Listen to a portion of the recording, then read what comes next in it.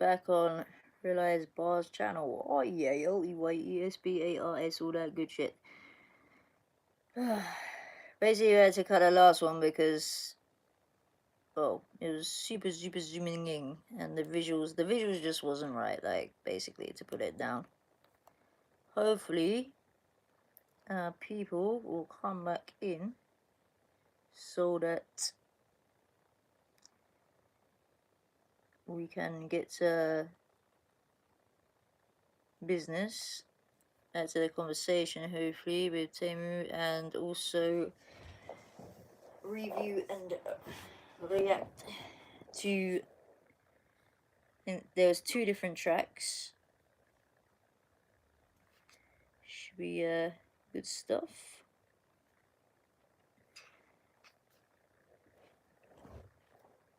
I think we're rolling okay. Just wait one second. I have to get this app back up on here. Oh shit, I didn't realize I'm running on 4G on it. That's a waste of like the using all the data. One sec, peeps, because yeah, I'm not wasting all the data on that. We are running, right? I'm guessing actually by the comments, the one comment rather, that we are cool with everything. 2 seconds. Yep. A star. Right. Let's just get this. Better not zoom as the cow again. That's there's a rapper called Russ Millions. So like, he did a music video. Here's my well, me not like about, I call him Twatlaw Ross. He kind of blew up. Pisses me off, man. But again, it didn't really lock in because it was a UK artist. But it was funny around that time. So he didn't like UK artists at all. And we were both just experimenting, trying to do stuff on YouTube. And he was kind of I don't even believe the guy's backstory. Fuck's sake, you're joking. I think he's done the zoom in thing again. This 50 Cent song, you know when he's saying this, like this, like I was just Please tell me it no one was really trying to hear it. And like my homie Ordinary Things, he was like, why don't you make some videos about this stuff you're always talking about, like you're interested in? And it's funny because I remember my reaction. I was like, no one wants to hear like a corny white guy from Bognor Regis talking about hip hop. Big up for those thumbs up. I'm just trying to get the visuals so that it went off straight away, man. That Jay-Z one was so they make sense and are balanced, at least to some degree. I wrote down 3 or 4 ideas. That Jay-Z one. I wrote down like the Gucci Mane self-defense killing case. Couple other ideas. It's not that easy doing this, trying to. Got like 20k views organically in a day, and that was like, I've never seen anything like that, you know. And I just knew I had something right there. So from then on, I just committed myself mentally. I was just like, I'm just gonna keep doing this until it stops, like, until people stop messing with it.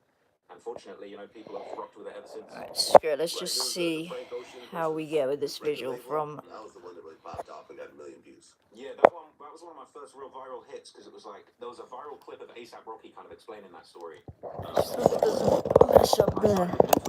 Because that is the point where. If I see something, I start looking into it. Like until I started making this kind of videos, like I would still spend the hours learning about all these hip hop stories because I was just interested.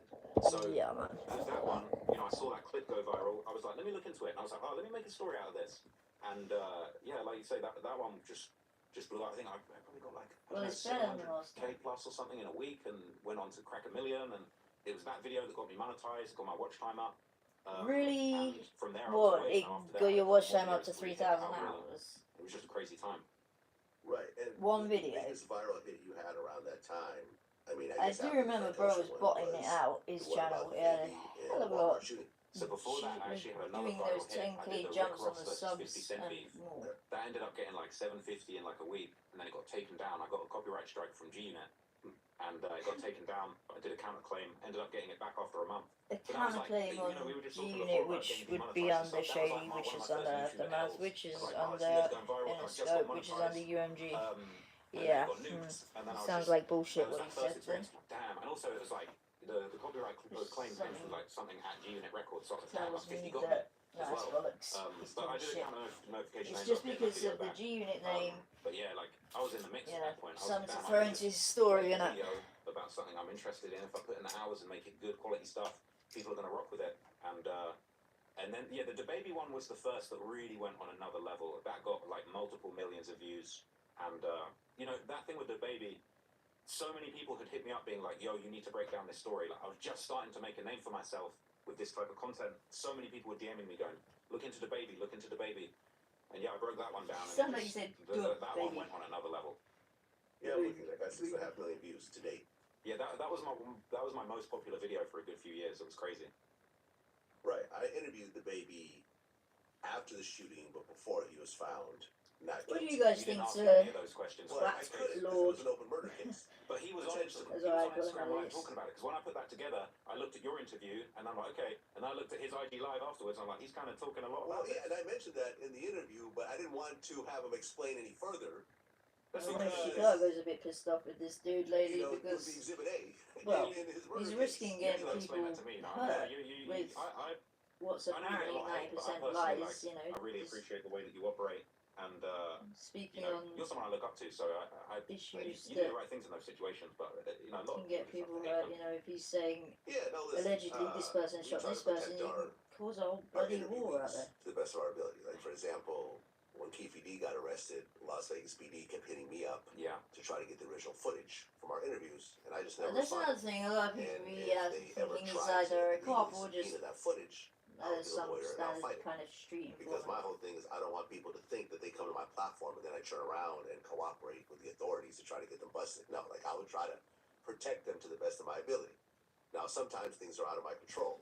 If you write a book about a murder, then talk about the murder based on the book, and that's used in court, well, what can I do about it, right? But I'm not gonna go out of my way to try to, because I remember even in that interview, he Big walked love for outside those with the thumbs up writer, and likes. because the co-writer of the book. I'm hoping Tamu comes back up in it because, well, I was gonna do, well, I agree, I'll do a reaction to 2 different tracks. You just want to take a break and go talk, and my cameraman was like, yo, the mic is still on, and I'm like, turn that shit off. Yeah. I'm like, I don't want any hot mic, Hopefully nothing. he'll be back I up don't in even it. want to have it. So just as soon as I was told that, I turned it off.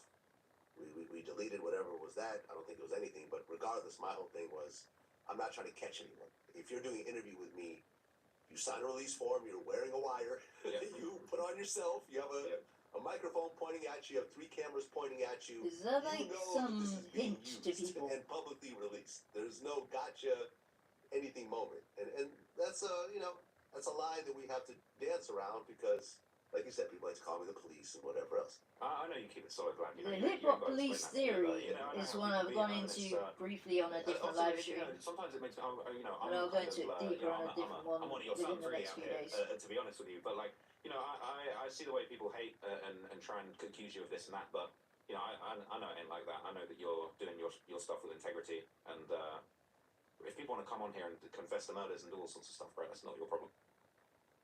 Well, that gets us to the King Von Yeah, but rap's first serial killer documentary. This is a big one. Now, I mean, what made you I decide think to he's actually- only said that because Man, he this be is a making long story. money I and have to videos take you off way of back to the lyrics time where when Von rappers was have alive. suggested and And, implied that they've took we were having a someone's little life. situation. So there was actually a very But famous. since when does Well, Vlad if you go put back to like people in the 2019, right? Like Von was positions kind of bursting on the scene, crazy story at was that going level, crazy, and you know Von was coming up. Now there's another YouTuber called Trap Geek that did a very big video about Von called the Soft Spoken Assassin. That got something Like, like the 12 thing with million this guy, views, right? blew up. It was crazy. He's one of them dudes you who's know, never been affected by, kind of disappeared recently. well, but, like, luckily, he was I a friend mean, of mine for for a him, bit, and never been affected you know, by he did that gang video about culture, Von. That went gangsters, super viral. gang and life. Von He's kind never of, been under any took it to heart. Now I ended up pressure doing a like that. couple He's videos one of about those Von afterwards, guys who kind thinks of, it's you know, giving my own take on the romanticizes it, situation, glorifies focusing it, on some different things glamorizes that I it, thought were interesting about him but and his he's career as I never got to learn more lived about him. lived And it in at my all. video, Like, I he talked doesn't about the understand situation with the KI, harsh or realities. specifically how, you know, supposedly there were Probably DMs never between even him and KI attended that a leaked couple onto 4chan. funerals. Not that And, you know, kind of don't get that twisted. just It's explain not the story that obviously. I basically shouldn't even have to say it's there not a seems big to thing to suggest on have this forum done. that people think that he did that murder. Why did I even He was fucking very add upset that about this, in? and he tried to look. They gave me 3 copyright strikes because I did 3 little mini videos about him. So you know, how his 3 copyright strikes. I nearly lost the channel. Okay, so this is why he's still alive. Well, he was It's still like alive. he sees it There's as a famous game, tweet that he you know, put out that people was are something like, dying and "Don't he listen just to what sees them it white as something YouTubers to say talk about about me. for money. You know, they don't know what they're talking about or something." And he At seems the quite time. happy when And so there's they were another trying to prank my death. channel basically. It's another video one's for him to A&R make. from But Empire, these are hit me lives, up for with some fuck's crazy, sake. like, People threatening are messages. dying. Was like, we're going to take your shit down. I ended up on the phone with the guy, and they basically told me, they were like, look, we got these 3 copyright strikes on you, full strikes. We're going to take your channel, but we'll give you your videos back if you go in the back end and trim This out sounds the like stuff a about BS KI. story again. And I said, well, I want to keep my channel, so I did it. So I trimmed out that stuff. They let me have the videos back. Is he But I was like, serious? I ain't never talking about Von again. Like, this guy's scary. He's I didn't chatting really shit, extend you know, it to prove him, that back. And he but gets the he was okay very from upset any about rapper this. as well And, before he goes out a he tried to video. work. They gave me 3 copyright strikes because I did 3 little mini videos about him. Wait. He was Hold very up. upset about this. And the situation with KI, more specifically how, you know, supposedly there were DMs between him and KI that leaked onto 4chan. And, What, to you know, hype kind up of the whole situation? just explain the story that basically there seems to suggest on this forum that people think that he did that murder. He was very upset about this, and he tried to work. They gave me 3 copyright strikes because I did 3 little mini videos about him. So you know, his 3 copyright strikes. I nearly lost the channel. Okay, so this is why he's still alive. While he was still alive. Nearly? There's a famous tweet From that he put 3? out that was something like, "Don't listen to what Yeah, them white this is- YouTubers say about me. You know, they don't know what they're talking about," or something. Yeah, to at hype the up what time. he knew was And so they coming, were what trying you to hack my both channel, agreed, basically. you know, your Ron's bloody A&R from publishing. Empire hit me up Your with some publication. crazy, like, threatening messages. Was like, we're going to take your shit down. I ended up on the phone with the guy, and they basically told me, they were like, look, we got these 3 copyright strikes on you, full strikes. We're going to take your channel, but we'll give you your videos back if you go in the back end and trim out the stuff about KI. That's bollocks. I'll tell you what probably happened, if So I did anything. So I trimmed out that stuff. They let me have the video. No, bollocks. If anything, he'll have got a, like, because of whatever connect or whatever, or because perhaps from speaking, they've given him the option to trim out the segment, to trim out these segments, specific segments, and if he does that, then the videos can go up. It's literally that simple. I had this issue with, I think it was, no, it wasn't Drake. Literally, who the fuck was it? It was an artist on the SME, I think. Just the other day, like, literally, and it's not a case of copyright strikes. If he had 3 copyright strikes, he'd be done. Simple. Back. But from there, I was like, I ain't never talking about Von again. It's Like, a this trim guy's out scary. I segment didn't know the thing. extent of it at that point, but I knew know I he had wasn't bodies. allowed to. I've got Really rights got from listeners UMG music, to like, use talking about Universal bodies, Music you Group know, songs, the but realest rapper ever. So after that, Travis I was like, got I ain't sicko gonna talk mode about with Von again. Drake. Like, That actually, was an that's issue it. under Wait, SME. did you say that the Empire I think there was also certain things that guy were said in actually regards to physically conspiracy involved That in was the after death the of next the documentary. XXX But yeah, Tentacion same guy, same guy. Same guy. Okay, that so caused a little bit of so an you had issue. a King Von documentary before this one. Yeah, there were I 3. actually there were haven't 3 trimmed 10-minute that videos segment on out a different aspect yet of his life. So like, because one I was like wanted Von's to. past, which was kind of the KI I stuff. want to have a like his history recording in the of streets. what it is I'm Then one trimming was out about first, then that can Von's go big back up case, because it's the got Malcolm Stuckey a case hell that of a he lot beat. of views. And then another one I kind of did. Like, I used to have this thing, and I kind of want to bring it back, but I used to do this thing There where was also sometimes great do, like, interaction a in the cover comments bias, on do it. a positive story I and a negative think story. they were probably So, pissed like, I off did because 2 everyone in the videos about comments XXX decided to, Tentacion. I well, did the everyone positive side of came him to the and his conclusion music, that the impact Drake he had. And had then another video about all the involvement negative stuff with the abuse in case that X's he had with his death. girlfriend and some bad stuff he was involved in. So So at the time I was trying to yeah, do this video, it's almost like heaven and hell, like the good side of Von and the bad side of Von. that will be back I up though. I'm realised going it was to a trim vulnerability that doing 3 segment videos on after the same artist because they can just pack your channel. recording. But anyway, yeah, I kind of learned a lesson with that. But after that experience, That's bro, quite it low, was man. I really missed killed what you KI just said. because Sorry, of doing people. 3 videos on the same artist because they can just pack your channel. But anyway, yeah, I kind of learned a lesson with that. But after that experience, bro, it was obvious to me that he killed KI because why would he be on my case so much about getting that taken out? Really, bro? Yeah, I You think interviewed, it's obvious AI's he's? brother. Oh no way! You can't be saying stuff like that. You could get a whole. It's obvious that he killed. Like, let's just say it's obvious that A killed B because why would he copyright strike me? Are you for real? Seriously, twat lord? Really? You think that's why he did it? Jesus. And at the same time, this dude is now potentially starting a little bit of an investigation into whether or not a guy's murdered someone just because he put copyright hits on him. Interview. Man, Swat Lord, the name I come up with him It's a very for convoluted him. story. Suits. You kind of hear even Butter telling different versions of the same story. But Butters, unfortunately, he's not the most trustworthy narrator. But yeah, it's difficult. But the thing is, But I I think still jamming so with many Stan people have Carl told that Genny. story now Carl that it's Genny. like I think you can read between the lines of all the content out there about it to kind of get an idea of what possibly went on. Well, yeah, because according to Butter, what he told police was because he got shot himself during KI's murder. He got shot in the leg, I believe. And he was right with her and saw her basically about to die. And what he said in my interviews, what he told police was it was a dark-skinned guy with a mole on his face, the birthmark or something, which is the opposite of what King Von is, right? Well, there's a real trope in the streets of not giving your ops credit when they get you down, type thing. You know what I mean? So I could understand why somebody wouldn't want to give the guy that killed their friend credit, be out here saying, yeah, he did that to me. So it's almost like there's reasons why you might not trust what he said at the time or what he might say now or whatever. Loves to glorify and glamorize gang culture. There's this other narrative of this guy called Big A supposedly being the killer. Imagine you have youngsters who would be thinking, ASKI, oh, like I can get RSKI, some hypes and promo for so free if I just was that he was responsible, spread a rumor that I've bodied someone, or literally you have one vulnerable kid literally go and body someone. Well, right, because when during the O Block 6 trial, Thinking it'll kick off some career. Didn't they bring up him saying that Vaughn did kill her? Or, like, when I brought that up, he sort of danced around the topic and said he's got mental issues and something. And I think what happened was he said in an interview, I'm saying this off the dome here, so I'm not... Off the dome, bruv, it's not a bloody freestyle. If my memory serves me correctly, what I seem to remember was like... Sorry, hold up. If he's saying this bit off the dome, off the top, right? Not that it's a freestyle. Is the rest pre-written then? Because how's man gonna come and say, I'm saying this bit off the dome? So what the fuck is the rest then? Pre-written? All signed off, word for word? Oh, that is so not authentic at all if it were that way, but I don't think it is. I think Twat Lord here is just throwing in the 3 words off the dome because what? He probably thinks, oh yeah, those 3 words, they, yeah, that represents rap culture. I might sound a bit more down with it. Let's throw in, I'm saying this bit off the dome here. Bruv, you're not even freestyling, you're not even rhyming, what the hell? Them and said Von did it, and then later when he was called to testify in a trial, he was like, I got mental issues, not really trying to claim that.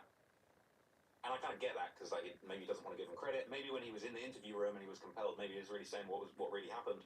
But again, I feel like he's not the best source as far as like trying to get an idea of what really went on, you know? Like I say, he's almost like an untrustworthy narrator on this story. Right, because I interviewed Trench's News, who said that he was in the sort area of like what when it this dude happened, would be and on he said any he story. did see King Von in the vicinity. He didn't see him actually shoot her, but he saw him right before it happened. So he put him at the location. Okay, so this is a little bit confusing because according to documents, the Cook County Attorney's Office Seriously, is this how you said try to King get Von hype was and the shooter promo of and KI.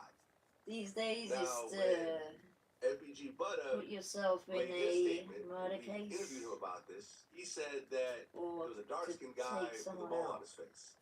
Now you're telling me that you were Just let there. the music and King talk, Von not was the, there. you know, So who killed KI? Hey, look, blending of gang that's the culture person who with I say rap and hip with hop a is.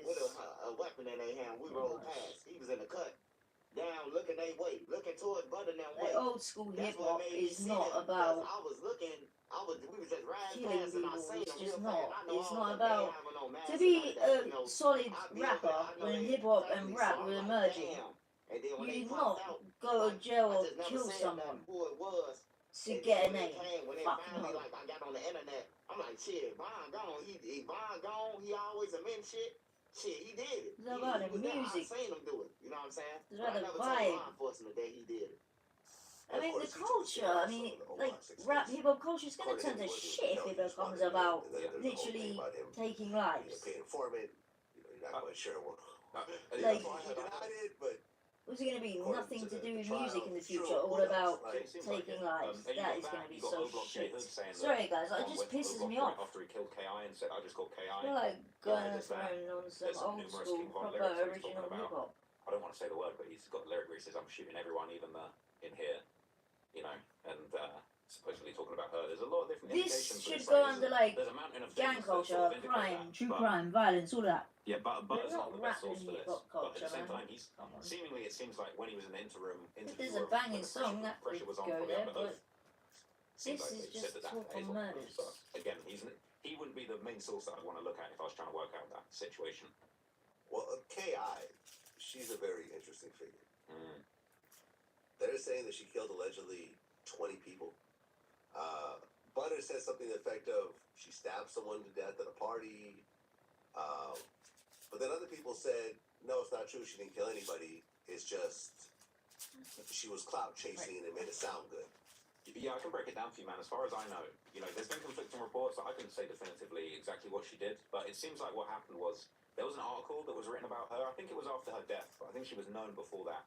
But a lot of people have said the whole thing about her is it's like she's the real life Snoop from The Wire. Yeah. She's like the gangster girl, the Right, female but shooter. more acknowledged in teenage death assassin, than they used to life, call which her, is but from what I sadly understand, should be. I've heard people in- say that there was a famous news article, I think it was the cases. Chicago Sun-Times after she died. Yeah, that was when like, she was the life of a deceased. young What girl. And I is think the in that point article, in having they the hype what of people say the is that article past? kind of pumped her up. I and mean, stuff for her the up to be record this, like, label, whoever's assassin. got the I contract think on, the you famous quote that I fucking remember great. being heard It's was gonna like make money, 17 but with 17 bodies. for the That was one of the artist, things that was floated around. But I think as time's gone on now, I've not seen her implicated in any specific murders. I know that after Taekwon Tyler, her 13-year-old friend was killed, she went by Taekwon Assassin and was supposedly looking to catch bodies every day. But I've not seen her associated with any specific murder, and it seems like that Sun-Times article about her is what kind of built the legend of her being this assassin kind of was about. But I've not seen her associated with any bodies personally from my research. Okay, so according to you, she took credit for a bunch of murders that she didn't actually do, which in turn you think that don't made her happen a lot target because and of killed herself. this plonker hyping it up? I'd probably phrase it slightly different. There's but gonna be a more lot case of of, like, guys come off like, I yo, can't remember twat whether that watch. article written about her was I'll when she say, was alive. It might have been after she like, passed away, but I think after she you know, passed away, blast this I dude think the away, legend you of do her a was little pumped up a piece whole on it, you bunch. can make a But little the thing is, small like, I don't think it was documentary, like they were looking to kill her. promo They both thought ways, she you had get all these views bodies and that she hits, didn't have. my Like, the track thing with does, her my was new personal. piece And there from those does, 4chan EP, leaks, they were going back and mixtape, forth whatever with the DMs. fuck. Like, Von was trying to catch Do you this know what I girl. mean? Like, they But had at the history. same They were time, going think back and about forth. who's Why influenced was he trying by to it. catch her? Was because she killed people? Who's Or- listening or to it? why? The Why else youngest? would he be trying to catch her? I if she don't didn't think kill no anybody? 60-year-old, I think she 70-year-old, might or have shot him. 50-year-old, Like, they or definitely even had fights and shootings back probably and forth. hardly any She shot 40-year-olds are There even was, gonna listen I to can't remember whether she shot King Von or whether about there was a group that they were part of. drilling Where and there was a killing all shootout day happening. There's a because famous you have story more where respect Von for caught life. Von You training value your Vera. precious time on And this that's another earth one, more as if you you've heard getting that one. older, Well, right? actually beat up a girl. Yeah, that's what the people saying. There's tweets going back and forth of them saying that happened. I think I can't remember because I haven't got the paperwork in front of me, but I think maybe there was a story that she'd maybe shot T-Roy or something, but it was personal. They were going back and forth on Twitter. They were saying, yo, we had a bang out here. There was always a rumor that she might have been the one that killed O.D. Perry, that O-Block was named after now. Well, There's yeah, we been a lot talked of about debate. that. Yeah, we talked about that in the I Butter swear there's some interview, love around and this kid. I don't think he denied that happened. Big love to There's you a lot guys. But then again, other people were saying, no, that wasn't her. And this is all unsolved murders. No one's really going to step up and say, Don't yes, be it was silly. me. Loads This is of them how I are did gonna it, step because up if they think that that would guarantee Twatlord them life there's in gonna prison. do a little doc So on them and it's- give them free it's very promo. dicey. But the thing is, I think, like we were talking about, They her probably claim believe Roy's, that like, he's the way actually she got over a put million stuff out on Twitter, subs. she kind of made it seem like she caught OD. She would always put up these quotes. With what? Like, she would None of tweet them at King Von bots. talking about, yeah, well, remember who made the O and stuff like that. So it was very personal between these two. A lot of their Twitter arguments are still there. Like, when I made the documentary, like, keep it real, Vlad, I read every tweet Von ever made while he was alive. Every tweet that's still there, I went all the way to the bottom of the Twitter, read every After single he one, read every passed, single you one, read looked at every the date, tweet. looked at when stuff was going Okay. on, cross-rep, like, Get him a I blue checked all that Peter stuff, so I've badge. seen every conversation that's still up there. I've seen the 4chan leaks. It was personal between Von and KI, and obviously, he went on to be on that the A&E documentary about her, talking all about her, talking about how he misses her and that he was sad when she was gone, and transpires that he seems like he was the one that did it. It seemed very personal, whether it's the OD thing or the idea that they'd had fights. And I'm not her side disrespecting and shot his side and all that stuff. It was personal for sure. any Okay, so when you decided to do of this main the King Von bigger, documentary, more real you called it Rap's artists, first of serial killer. course, that I did. You knew that was going to cause blew problems. up. So here's the thing. That wasn't the plan from the start, right? So let me take you back. So I did those videos about Von. He Yeah, nearly we have hacked to my channel. clarify that, but After that, I was shook. I took out the KI stuff. He let me slide. And then I was like, I'm never talking about this dude again. Because I was scared. Like, Zayn was threatening me. Von seemingly had killed people. I was like, I ain't talking about this guy again. Let me go back to doing I some don't other. think they're going to fly to England to kill you, though. Like, were you actually worried about that? You know what it is? it's just like I've You explained know this what before. it You is? probably have Dude the same sent thing, him a like, tweet and an 95% of the email time your safety like it's probably not really an issue, but it's just that 1% of the time. What if I want and to go to got Chicago? What permission if I want on, to go to America? I don't you know, know. Anyway, what he Well, I put think you out called me. I when think you were like, he hey, was I gotta around go to to go LA. sign Should I have it. So security? give I'm him like, permission. Like he does with all yeah, rights. if you hang out in the projects in South Central, but if you're walking down Rodeo Drive, you're not gonna need security. Was I right? yeah, you're right. But you know what it is? Like, this is the thing. Is like, I feel like with the content we make, I feel like most people fuck with it. Yeah, you're gonna have a bunch of haters, but I'm less scared of Most like a people gangster pulling up on me and of shooting me. I'm more scared of like a crazy person that hates what I do and thinks that I'm a culture vulture and they're just crazy and they got a gun and they could do some crazy shit. Like, I'm worried about that more who than I'm worried says about they'll King use a Von gun? pulling up on me. But anyway, setting that aside, going back to what you were saying, I was basically said I'm gonna leave Von alone, and then November the 4th, 2020. I was doing an interview with another rapper in the UK. See on the news, Von lost his life. Was November the 4th or no? On November what 6th. news channel in the UK? I see the news that Because Von lost his life. that was not on ITV or I don't know, BBC, something mate. about that, man. It really shook me up. Like, the moment I saw that news, it really affected me because in spite of what Really, happened, I was a apparently huge fan of King Von's Von's music. I death still was listen to Von's on music the all the time. mainstream UK And news. seeing It after he really died, wasn't, and then because slowly quite a learning lot of about the chat shit. situation that he got in, the young boy, the Quando situation, what happened with Lil Tim, it just got to the point where I was like, you know what? He's gone. I'm gonna do the full story. I'm gonna break down his whole life because unfortunately his life's over now, and I'm gonna really drill deep and find out. You're really really what's gonna going on. milk it now And he's my dead. whole point of approaching that story, I didn't say let me do a video called Rap's First Serial Killer that's gonna go viral. My goal with that story was I want to answer the question once and for all: did Von really have all these bodies? Because he's. Well, the one why who in said that in songs, title then? I got talk about bodies. I got a few 4+3, 3+2. Let's talk about bodies. I got several. You know, you ain't a killer if you only got 2 bodies.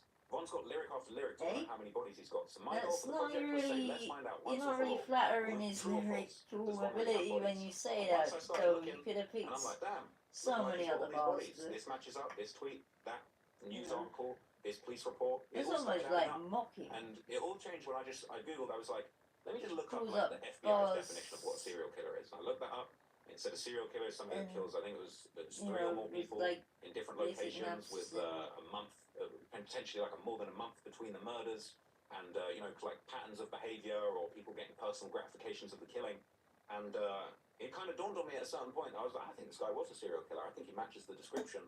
And I thought that I'm was sure a really we can interesting all agree conversation. that, of course, And that's when the title of the a video came person, about. But honestly, whoever, I think a lot of people is a think it was killer like if they've got some Machiavellian if sort they've of term, but committed just some 2 murders. trying to go super viral. But I was But just doing they're the a killer research, if trying to they've prove or done disprove what Von had said in his own lyrics, and it just dawned on me at a certain point that like I think this guy ticks the boxes for a serial killer. And the rest And is how did history, you I come guess. to that conclusion Right, exactly? you knew once you put that word serial killer in the title. Now, you could have it sprinkled in through the, you know, the audio, whatever, but you titled it On purpose. We all Von, know Rap's that he first did that serial killer. on purpose. Now, there's been other people that have killed people in hip hop. Mhm. You know, Gucci, although that story's a little convoluted, but you know, people have caught bodies. Some And of us you know, don't talk people who about it, actually some of managed to which keep it hidden. went to jail for it. But a serial killer, you're kind of putting an extra layer on top of it. Well, Because that's not being a killer has some level of respect depending on who you talk to. Serial But killer serial counts a bit killers- psycho. Generally, you know, not respected in society. Reckless killers. No Yeah, one- no reckless one killing wants and to off be the a serial fucking killer. hinges. You know, even like for example, when I interviewed Sammy the Bull Mafia or mob guy. Janice Gangster Williams, and I've asked them, do they consider themselves serial killers? They're like, nah. His I wouldn't twat say though, that. he seems But like he's all they proud really- even even though Sammy killed like 14 his people, face, his reaction to it. He would not take the title of serial killer himself, although by the definition you just said that the FBI lays out, he's a serial killer. let me tell you why I think Yeah, Von's a so serial killer. Lord, And I you might not read say Sammy FBI was a serial killer. The reason that I thought Von was a serial stuff killer, because like I've come across people that have killed a lot of people in gang wars before. You know, I did the video about No Limit, G Herbo's crew. There's a guy called Mad Max that, you know, they say he had 9 or 10 Right. How does But that I mean think you've come for across me, them if you just where I felt he documented became a a serial little killer was he got journalistic these multiple murders. piece? There's more than 3 murders. The way more than man months puts it, apart, some of I've them come years across apart. people that It have was done really like that are serial when he killers became before. famous, the personal You've gratification that he covered seemed to a get out of killing. story, mate. I would say he was responsible for the murder It's of not really FBG Duck coming across in a them. way that he felt responsible. He tweeted a goat emoji like minutes after Duck was killed. You know, he got a lot of personal gratification out of these killings. I think he wanted to continue these killings, and he wanted the whole world to know. I wish I'd have thought of this when I made the documentary. I've only thought Or of it after, maybe but I he feel like felt Von, with competition I feel like gone that he the was closest now I the can goat. describe him to a traditional Fuck serial killer knows. is the Zodiac Killer. Because Von killed all these people. Zodiac became Killer. famous, You wanted what? everyone to know that he killed all these people.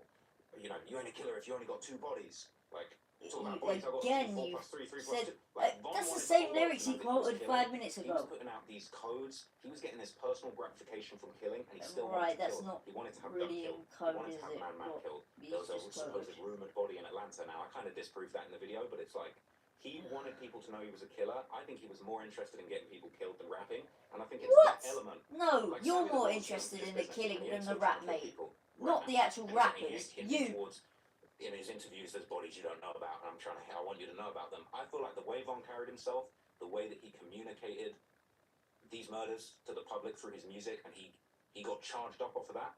I think these are the elements that make him like a serial killer, like the Zodiac Killer, sending these letters out to try and getting some excitement, like wanting to be caught. And I think these are the elements that, just to me, that made me feel like he ticked those requirements to the max. And it's, if you never started rapping and started teasing the world, trying to let everyone know that he killed these people, I wouldn't say he's a serial killer. Or it's, you'd say he's a gang assassin, he's a hitman, he's a gangbanger, but it was the way that he got so much gratification out of letting the world know.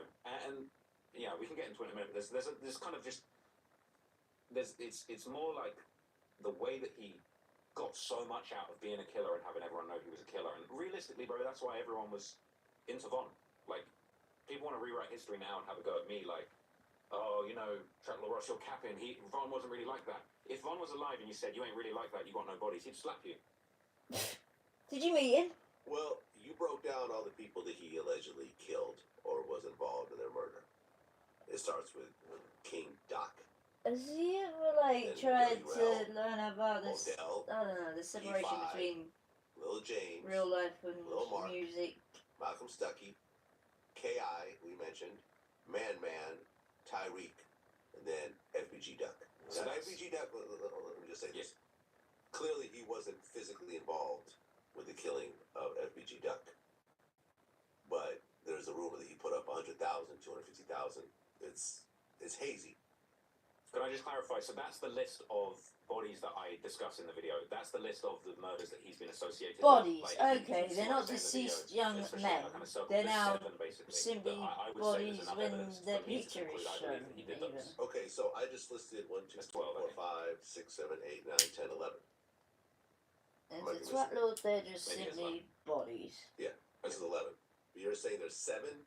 7 that I would say I've seen enough evidence. Yeah, because in the I think at the end of the video I circled 7 because the whole this You've is the seen thing, the enough whole idea for that evidence video for was like, somehow basically it's FBI like true or Cop false. 6 Every single extra body. never The Tyreek one, for really, example, if you see in the documentary, I essentially explained what people say about that. There was this party in Atlanta and a guy got killed, and some people say Von and his crew were involved. There was a fight that led to a shooting, but I've got in that video I refer to some footage where Tyreek's uncle basically says, "Nah, that's just a rumor. Like, we don't think Von was really involved. That's just some internet shit." So it's kind of like the point of the video is I'm trying to look at every single body, true or false, and I conclude Every by saying single I think body, 7, bruv. the specific 7. And who are the 7 out of the ones I just named? So Doc, Rel,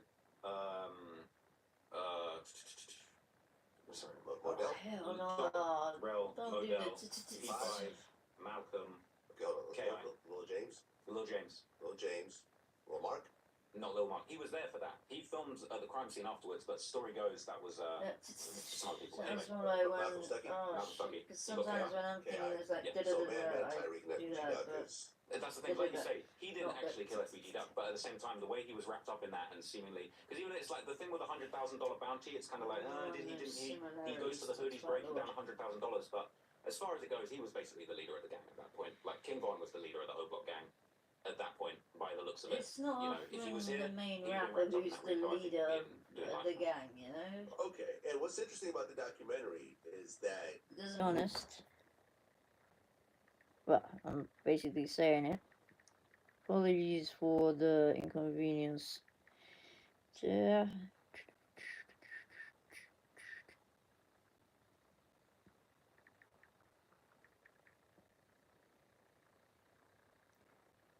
Here's the ad, and thank. Hey, what? What's this? What's everything? Hey, what? Oh, and thank you for the some love. All right, let's get back to it anyway. Oh, shit.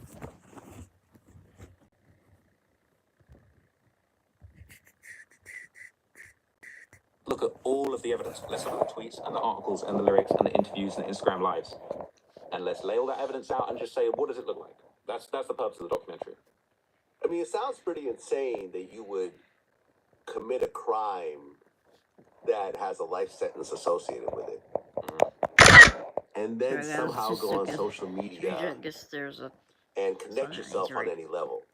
You know, it's really interesting because it's like, I feel like this video, a lot of the stuff that I do that's based in Chicago, really just drives home just how crazy what of a the time fuck? that was, Are we 'cause I feel super like you've got zoomed these in? young guys running around killing people and tweeting about it. I hate it when Look, I I don't think Von in 2012, when he was catching his first bodies, would have ever imagined that he would have been a famous Should be recording sorted artist. I in mean, a when Von second. came out of jail in, like, was it end of 2017 and started hanging around Dirk, I hope. he said, I didn't have any interest in rapping. I was trying to get around Dirk and rob rappers. Like, when he's in 2012 tweeting about his bodies, like, and again, this is why I got some sympathy for Von. I even said in the video, like, we're talking about a guy whose dad was shot dead with a sniper rifle at I'm 11. not sure anyone gives a damn I'm if saying that he's a you serial killer, but have I'm the also saying he's a sympathy product for of him. this messed up environment You at should the have same time. fucking And I got some sympathy respect for for him. He got you a Von in 2012, like, you know, he probably just thought, I'm just going to keep this killing dude people and relies doing life on in jail. Like, dead bodies, who which cares is, about the tweets? And at that you time, know, Twitter was kind of a new it sucks thing. that he So, relies on I don't think he literally was even thinking people that far passing ahead, away. That was such a crazy time in Chicago.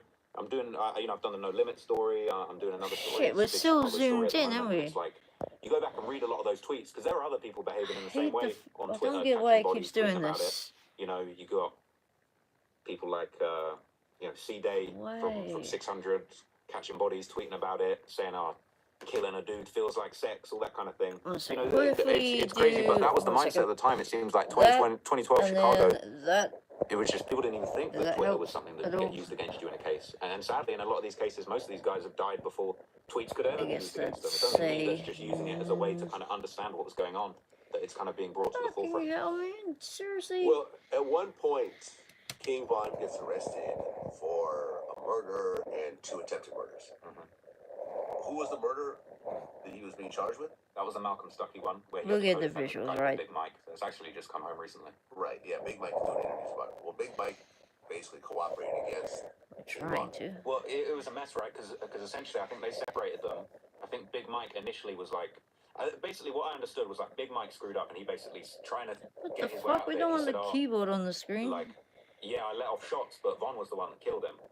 And then Von kept it quiet. And so you got this guy saying he let off shots, this guy saying nothing. And then in the end, they were like, well, sorry, people, I feel real bad about this. Whatever he was going to get. Because I don't know how to sort it. I don't get why. And then at the trial, he was like, no, I'm going to keep it solid. I really don't understand why it does this. Big Mike handled it. I don't know if that was on purpose or just it was a mess or Big Mike slipped up. This is But lame, essentially, man. Big Mike took the whole rap. Von kept it quiet because Big Mike admitted, I let off shots. Well, it's still not. And that's what the whole song "Why He Told" is all about. You know, Von, he's got that lyrics. You know, what does he rap? He says, like, we would have figured it out. It's the visuals they're pushing. Like, that whole song is about Big Mike and like why he told, like, why he slipped up. You know, they probably, what does he rap? He says something like, they probably gave your dumbass some food and said you was getting out. Sit your dumbass down. Like, so Von kind of breaks it down in that song, but the way that all went out, you know, it was just fluky luck that Von was able to beat that case. He kept it solid. Mike took the whole rap. And then, you know, Von was in jail 2014 to December 2017 on that case, I believe.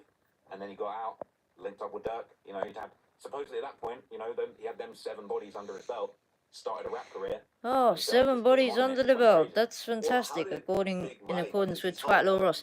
Not involved in this, you know, that life. Someone died. He admits to being a shooter. It's not like, oh, 7 bodies under my belt. Do you know what I mean? It's just not. How did he end up coming home? I think, again, this off the top of my head. What the fuck is up with the visuals here? What happened is he got something like 18 years for the murder, and then, you know, maybe it was that happened in, 2014? He just came home this year, so he probably ended up, serving like 9-10 years of an 18-year sentence. Oh, he got 50% over a state case. Okay, I guess that makes sense. Well, who do you think killed Malcolm? Von. Like, This I don't dude know, thinks but like, he's I just what, feel like FBI the way that times played out, whatever. the way that Von behaves. I mean, you Bloody see that interview on the Breakfast Club where Von's with Dirk and he's beating the thing, and Charlemagne's like, I just find that it to me, like that moment in that Breakfast Club interview is the moment where I was like, Von's on some dark shit. Like that bit where he says like, you know, Charlemagne, Dirk's like, yeah, you know, this is Von, he just got home, and he's like, oh, what were you in for? And Von's like, yeah, body in 2 attempts. And he's like, how'd you beat that? Like, how'd you beat that? You must be innocent. And Von's like, nah, lawyer.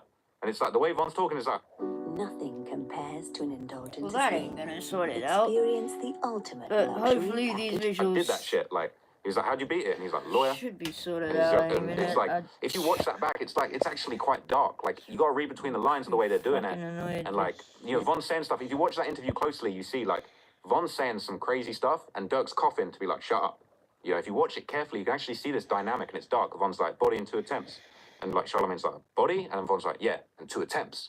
Like, he was proud. You could see in that moment, he was proud to be saying that. And that's a crazy moment, because Charlemagne ain't really clocked what he's dealing with. You know, that's the type of dude that he's sat there talking to. And, you know, go back and watch just that little segment of that interview. When you really read between the lines and watch closely what's going on, it's actually crazy. Well, yeah, because I remember there was a part of the documentary where you showed Von getting arrested, and he's essentially bragging to the cops. He says the same thing. Yeah, body in 2 Yes, I attempts. managed to Yeah, start. I just came home from beating a body in 2 attempts. He's proud. You're telling this to the cops. The cops as are- they're arresting you. The cops are like, This what? is not going to help you. They're not going to be like, really? Well, we'll let you go then. But this goes back to the serial killer thing, where it's like, Von clearly got a lot of gratification about the things he'd done. And I felt like it was so much of it was about, it was more than just like, for example, I did this story on No Limit, right? And there's a gang in the kind of war with like G Herbo's crew called Kill to Survive, KTS, right? And it's like, a guy KTS Von, you know, he allegedly had killed a few We're people. probably gonna have to start. But it's like the name of that, like, it really stream. stuck with me of like Kill to Survive. wanna I think be, a lot of like, these gang having members, people they're killing to survive. It's kill or be knocking our killed. I'm on the block. thumbs If I don't kill you up first, you're going to kill thingy me. with thumbs down because of the That kill to survive visuals. mindset, I'm not saying it's okay, but it's like, you can kind of sympathize with it a in little a bit more than I second, felt see like if it's Von. It gonna wasn't work. kill to survive, it was like kill for pleasure. Like, he's got tweets where he says, me and T-Roy, we kill for fun. Like, I'm itching to catch my next body, all this kind of stuff. Like, there was something, he was getting more out of that than the average gang member that was killing to survive. And it's just all these little moments, these What, he interviews, was like you say, getting with more that, out of him getting what arrested, than and the he's just average like, I just beat gang a body. Like, member who was I couldn't even killing put to myself in the survive? shoes of being. Oh, One nah. of the homies got pulled over earlier on today. And Seriously? like, I'm just so shook of the police. The thought that I would say So to a shook cop, of the like, peas, yeah, and then he got home from beating a body. he Like, said that's peas crazy to instead me. of please. So, Peas is it money. really I just don't goes know to if show it you how is over extreme in he years, was, but to be honest. please. Well, he gets out, and he links up with Dirk, who at the time was one of the biggest rappers. Why do you think Dirk really started rocking with Von that closely? Well, you know, Dirk's from an area and a set called Lamron, right? And so you got Lamron, you got Front Street, which is like Fredo Santana's area, and then you got O Block, which is like King Von, and then you got 600, which is like LA Capone, Rondo, and them. But they're all kind of like BDs, you know. That's the sort of Black Disciple network of gangs that are sort of, they're in the neighborhood, they're kind of close by So to each about other, the but they're visuals, kind of clicked I'm up, gonna right? check So in a like, second, see if we you know, whether it's Chief Keef or managed to Dirk, fix like there's early Chief Keef lyrics where he's talking about, you know, T-Roy, famous guy from O Block that caught a bunch of bodies, was Von's best friend. If I I did a can't video fix about him the recently. visuals And then from you've got like, you know, the super these zoomed in crews, thing, they're all kind of rocking with each other. So like, you know, Dirk might then drop a we'll lyric, start like, up a he's fresh got one. lyrics like shouting out Rondo number 9. So they would know like who was the shooter from each block. Like each block's like got a guy that's kind of catching a lot of bodies. You know, whether it's 600, it's D Rose. How many lyrics have been? Don't make me call D Rose boy. Like He's 600 boy, with... and he keep that pole boy. So it's like each one of these areas, they're all clicked up, all these BDs. So you know, Dirk would have grown up around Von. He would have known Von's reputation. But I think, honestly, what was really smart is like, I think Dirk could see the potential in this. Like, I think at first he was just trying to help Von. Like Dirk says, like Von says, he was just trying to get around Dirk so that he could rob rappers. And I think at some point he just was like, let me just hop in the booth and start rapping. You know, I think Dirk could see the potential in getting these real street guys rapping. You know, he got Dirk and THF Bezu in the studio to do that song, Beat That Body. They had both just beat bodies. And even then, I try and drive this home in the documentary. It's like, how crazy is that? Dirk kind of like executive produced this song of these two friends from his neighborhood. THF's another crew that was kind of friendly with Dirk's lot. And it's like Dirk basically almost like A&R'd this song of like, let me take two of my friends who just A&R'd beat it, bodies and put them on a right. track and call it Beat That Body. And that song is a banger. A&R'd it. And it's By like, what? I Slapping think a Dirk can see the title on? potential. To me, and you'll find this interesting, I've got this theory that like right now, there's this really interesting dynamic going on where drill music has almost become this intersect between hip-hop, gangster rap, and real true crime. Fuck's sake. People are really doing the stuff they're rapping about. And I don't know whether it was a self-awareness or maybe Dirk just randomly fell into it, but it's almost like he's like, I've got these guys that are killers and they're out and they beat their bodies. It's not a bloody revelation. Let's make some music out of it. Let's make some money out of it. I wonder whether Dirk could have ever imagined just how big Von could have ended up being. But once Von started rapping, I think people in the area and people in Chicago knew his body of work and knew what he was on. And it's like, it was really that song Problems that he released, where it's just like, yo, this is the killer that's rapping about all the killings. Like, this is for real. Even Beat That Body. It's like, for people that like hip hop and gangster rap and true crime, realistically, this shit's irresistible. Like, this guy's really doing them murders. I can go on Google and look up them murders. Mate, there's a lot of people who like real. So I feel like and enjoy Dirk kind of put Von into that rap culture, and that shit exploded rap music, bigger than anyone could have imagined. And also maybe watch some true crime or whatever here and there. Or involved in. Why the fuck would they so then? there was a shooting in Atlanta. So here's the thing, right? Like, you have this guy's excitement over. You spoke to FBG Duck. If you blow up as a rapper in Chicago, you need to get the hell out of the city, right? And Dirk's probably the smartest rapper to ever come out of Chicago, right? He got out of the city. He went to Atlanta. I'd actually give that to Chief Keef. Oh yeah, you're right. Yeah, facts. He was the original one. Facts. He blew up, went to Calabasas, still alive, and he's still alive and making millions of dollars. Yeah, man, it's sad that people get caught up and they go back, you know. Dirk kind of, look, it says it all, right, that Von said, look, I was trying to get around Dirk to rob rappers. So Von was bringing this kind of negative energy around. Dirk puts Von in the studio with Bezu and starts making these songs together. And Dirk's kind of like, look, Von, like, you can make it as a rapper. He brings Von out to Atlanta to come and hang out with him. You know, Dirk's chilling in the mansion in Atlanta. They're recording, they're doing all of this stuff. But, you know, bringing sort of that Chicago energy over to Atlanta, Von was kind of still deep in the streets. You know, there's rumors of still things that he was involved in 2018, 2019, when he was going back and forth from Chicago and Atlanta. And so they end up in a situation where, again, the specific details of exactly what happened and why that went down, I've never really been able to truly get to the bottom of it. But it was basically like Von, Dirk, I think it was THF Bezu and another guy from Chicago called Hella Bands. They were kind of rolling around in Atlanta, you know, driving around in this Trackhawk with 300 written on the side of it. And, you know, they ended up getting in some issue with some guy where they'd been somehow finessed out of, I think it was $20,000, right? So they end up catching this guy in a parking lot in Atlanta. And it's still unclear exactly who did what, right? But the dude ends up getting shot and they take their 20 bands back, basically, right? He doesn't get killed. I think he got shot in the leg. The guy, what's the name of the victim? Oh Lord, he even forgets names of victims. I guess I think that dude who they shot ended up catching a case or something, and I think maybe he then, if you don't got a record or whatever, or something that can make him some money, he'll forget your name. Car, Von, Dirk, Bezu, Hella Bands, they're all together. Somebody, the story was somebody was two people were shooting. The feds were saying we could see Dirk on camera shooting out the car. Now that's when you saw that famous clip of Dirk and Von in prison jumpsuits in court, you know, having their first court session about that situation. You know, famously, you know, Von said it, I think, maybe Dirk or Von said it in the No Jumper interview, that, you know, they couldn't be around each other because of that case. They weren't allowed to associate with each other. But by that time, Von's a rapper, right? So you've got Von's career, he's kind of getting his thing going, he's independently making music. Dirk put him on, but they can't actually collaborate, they can't meet up. And, you know, Dirk ends up turning himself in. He did that song, Turning Myself In, on that case. And kind of Dirk and Von, they end up getting on bail. And that case ultimately never gets resolved because Von gets killed before that case can actually be tried.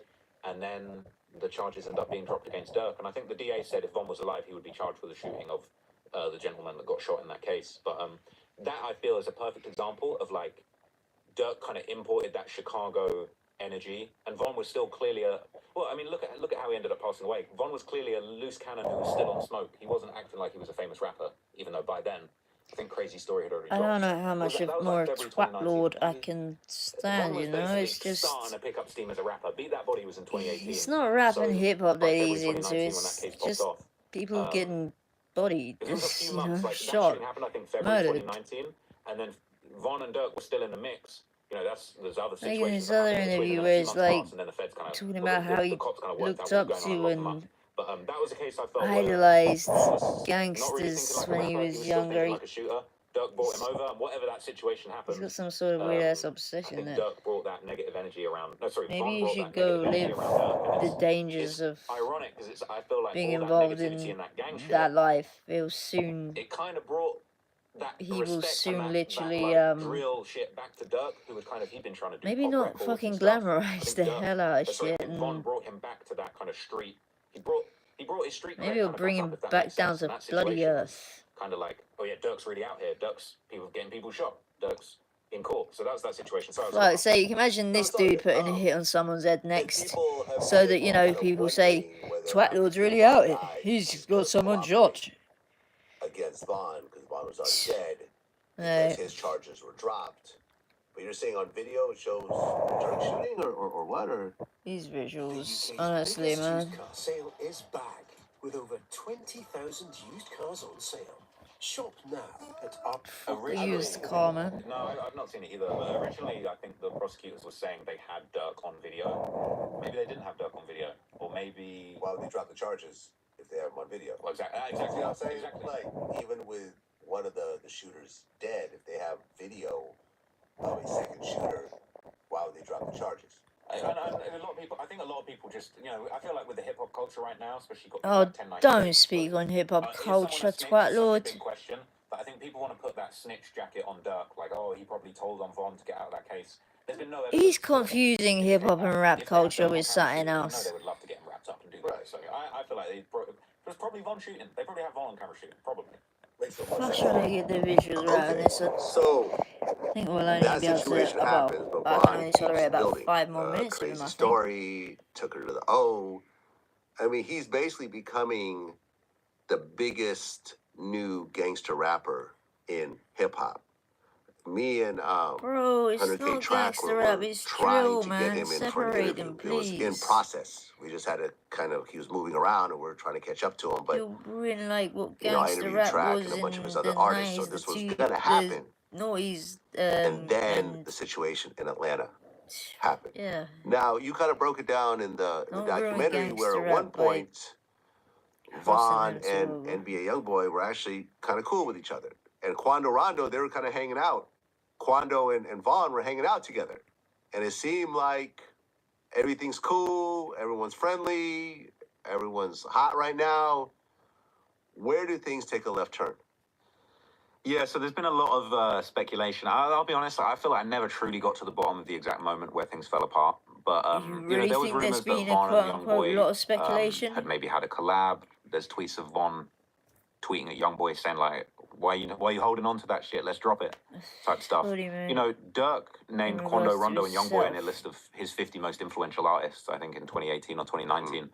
Dirk really had respect for Youngboy and Quando. I personally feel like, honestly, I think Youngboy and Quando's style of that hood pain music, I think that really inspired a lot of Dirk's style and the style that really made Dirk famous. The singing gangster, singing about his pain, which I think is incredible. It's incredible. Like, you want to talk about hip hop artistry? You I think that's some of the most seriously? incredible artistry as far as like anyone think can jump that's and never scream been- into a mic how they want to You kill their ops, but people that stupid can really twat open lord. up about their pain and what they're going through and You the experience. I feel like dickhead. that That's shows, like, been a true done many high-level artist. times. And I think Quando, I don't think Youngboy, he's listened to and then enough Dirk, hip hop rap music. they've really created this sound that I think is very important and really sums up how people feel. But anyway, you know, it seemed Sums like up there was how some sort of people collab or feel? something was going on, What, and then it didn't like, drop. And what, then, you Twat know, Lord Von kind of relates? Does he? famously got on Instagram Live listening to Youngboy and said, "You got cap in your raps." He's capping like, "I'm on Youngboy's ass."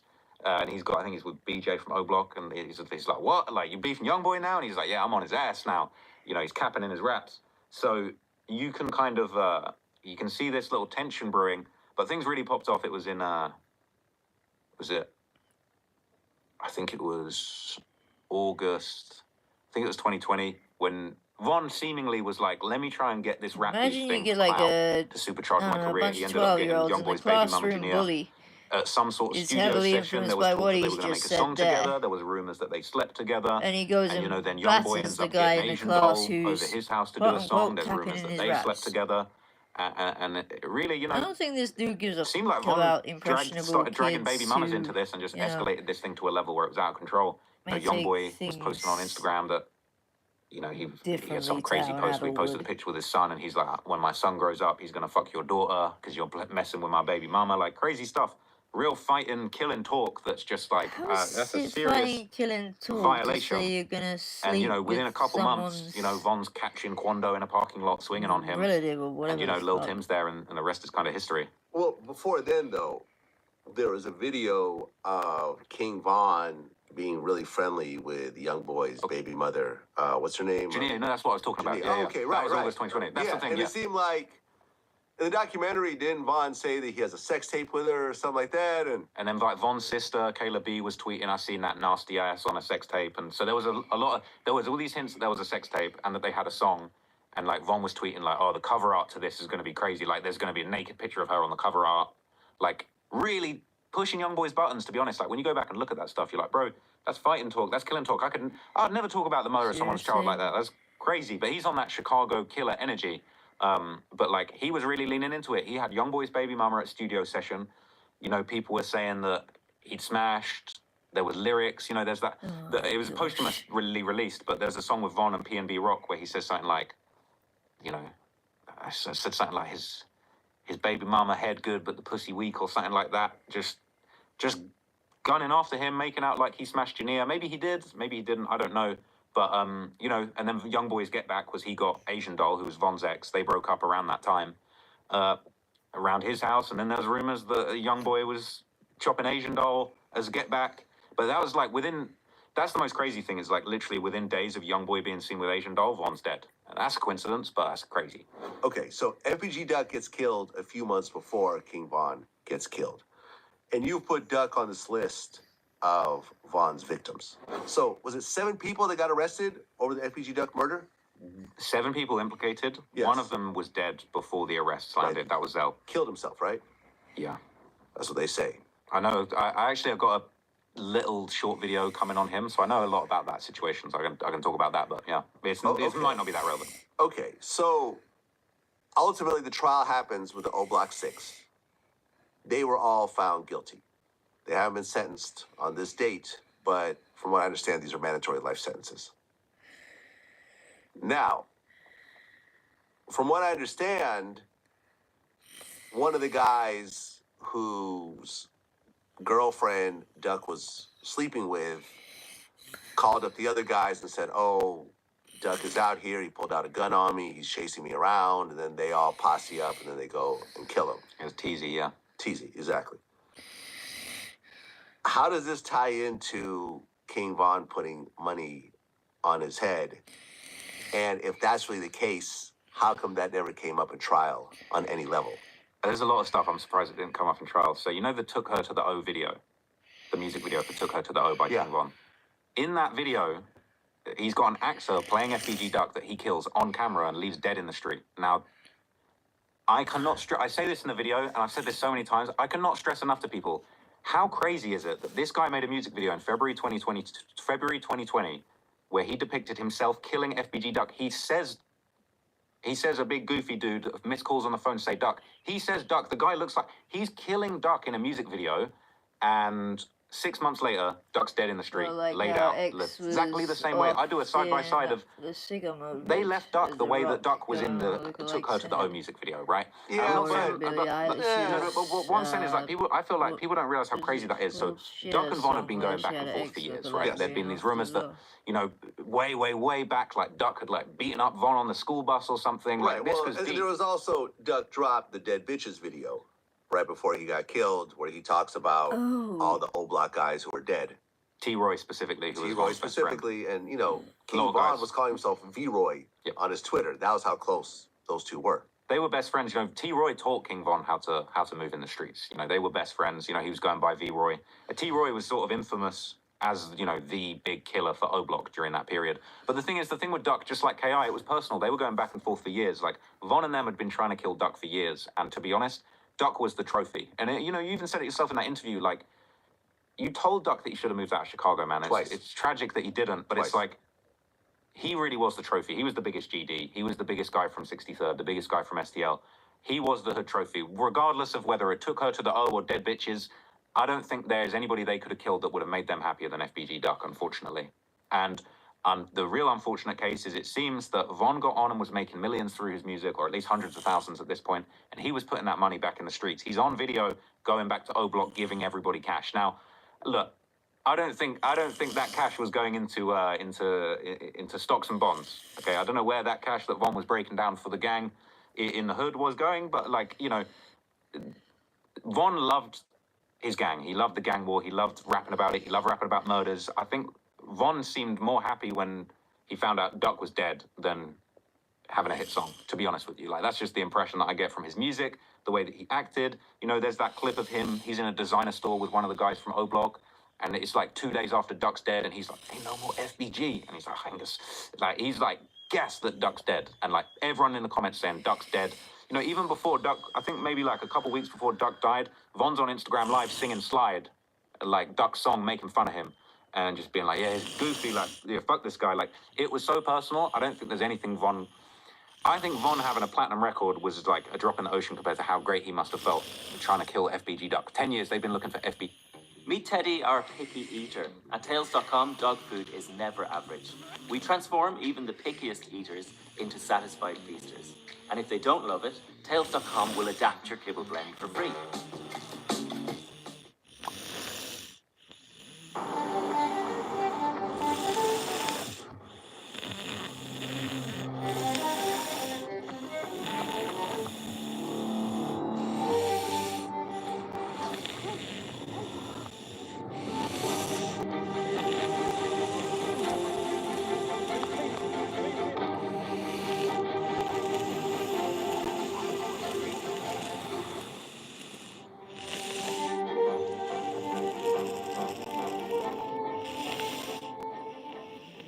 Duck, these guys. That's how I feel.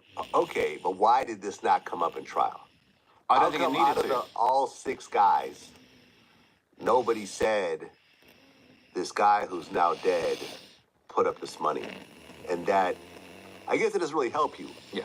If Von was alive... Taking money for a hit, I guess, doesn't really say, oh, okay, well, you're free to go then. If Von was alive, I think they would have thrown all of that in there. But I think because he was gone, and they had him all on camera, so it's like, you know, when it comes to the feds, it's like, well, we've got all this kind of conjecture stuff going on here.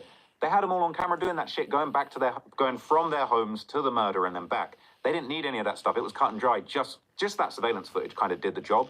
So I don't think they needed that. I think if Von was alive, bro, Von tweeted a goat emoji, like, we're talking like 30, 40 minutes after Duck was killed, and then he's just tweeting all of this cryptic stuff that's like, you know, it's over with, you know, ain't no more FBG.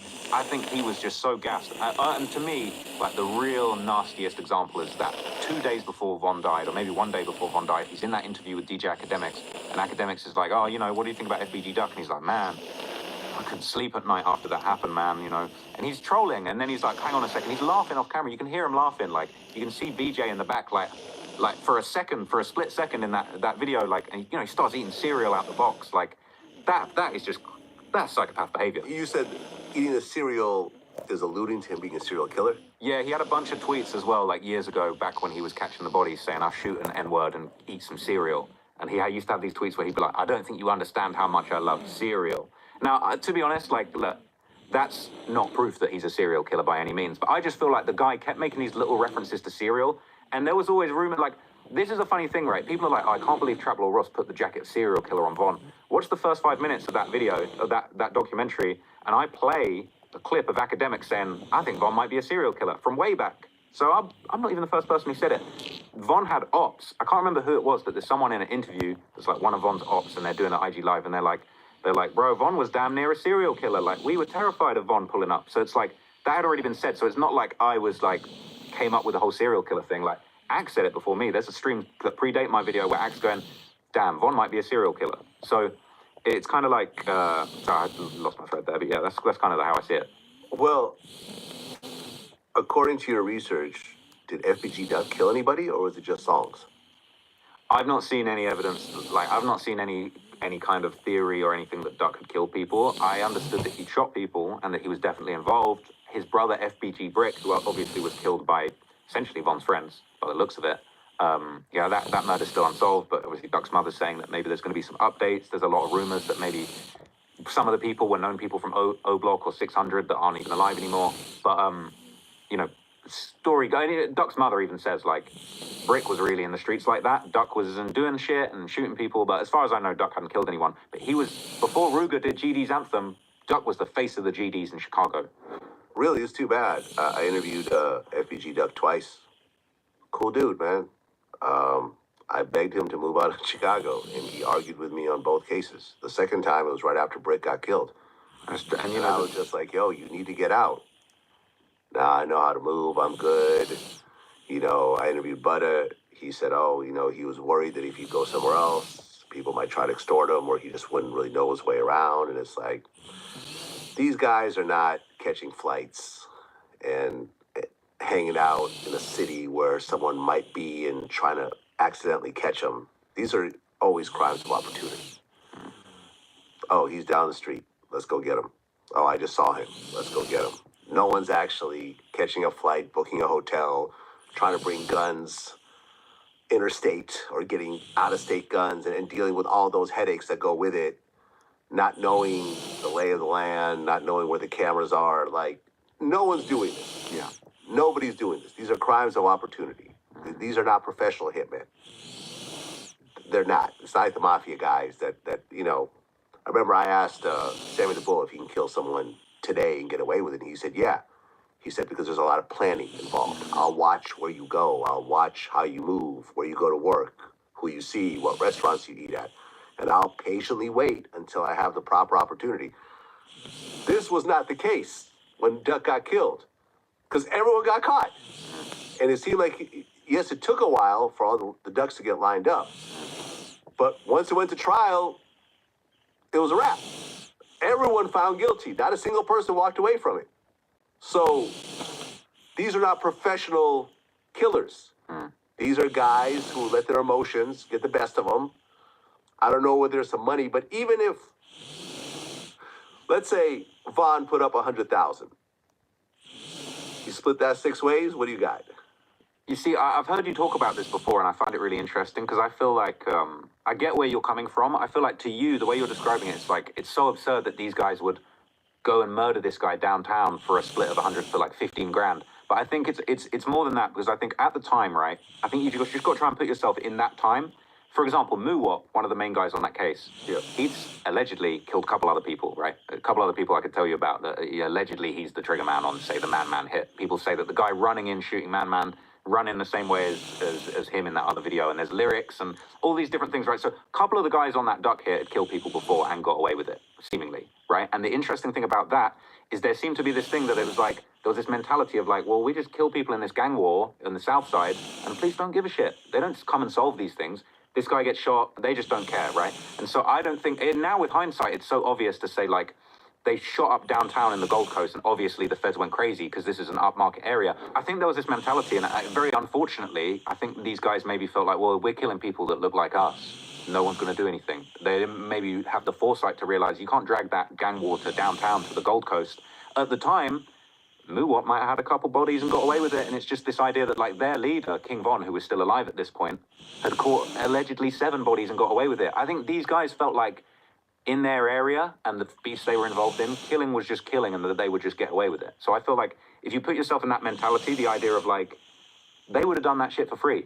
But this whole thing of $100,000 bounty on Duck, I personally believe that to be true, but I don't believe that was the motive. I don't think these guys are like hitmen that are like, no, I'll do it for 200,000. I think they felt like we can kill anyone. The fact that they ran down the Gold Coast and just shot the whole thing up and killed Duck in front of everyone, I think just goes to show, I think they just thought like, and again, unfortunately, like, we're just killing people like us from the hood in the gang war. Police don't give a shit. We're going to get away with it, just like we got away with it last time, like Von got away with it.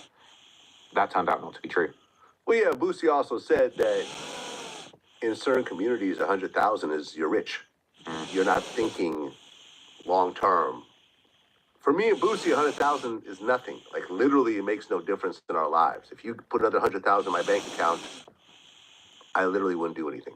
I think, But, you know, someone who's in a certain financial situation, they think 100,000, they can retire. And that's what Boosie explained to me.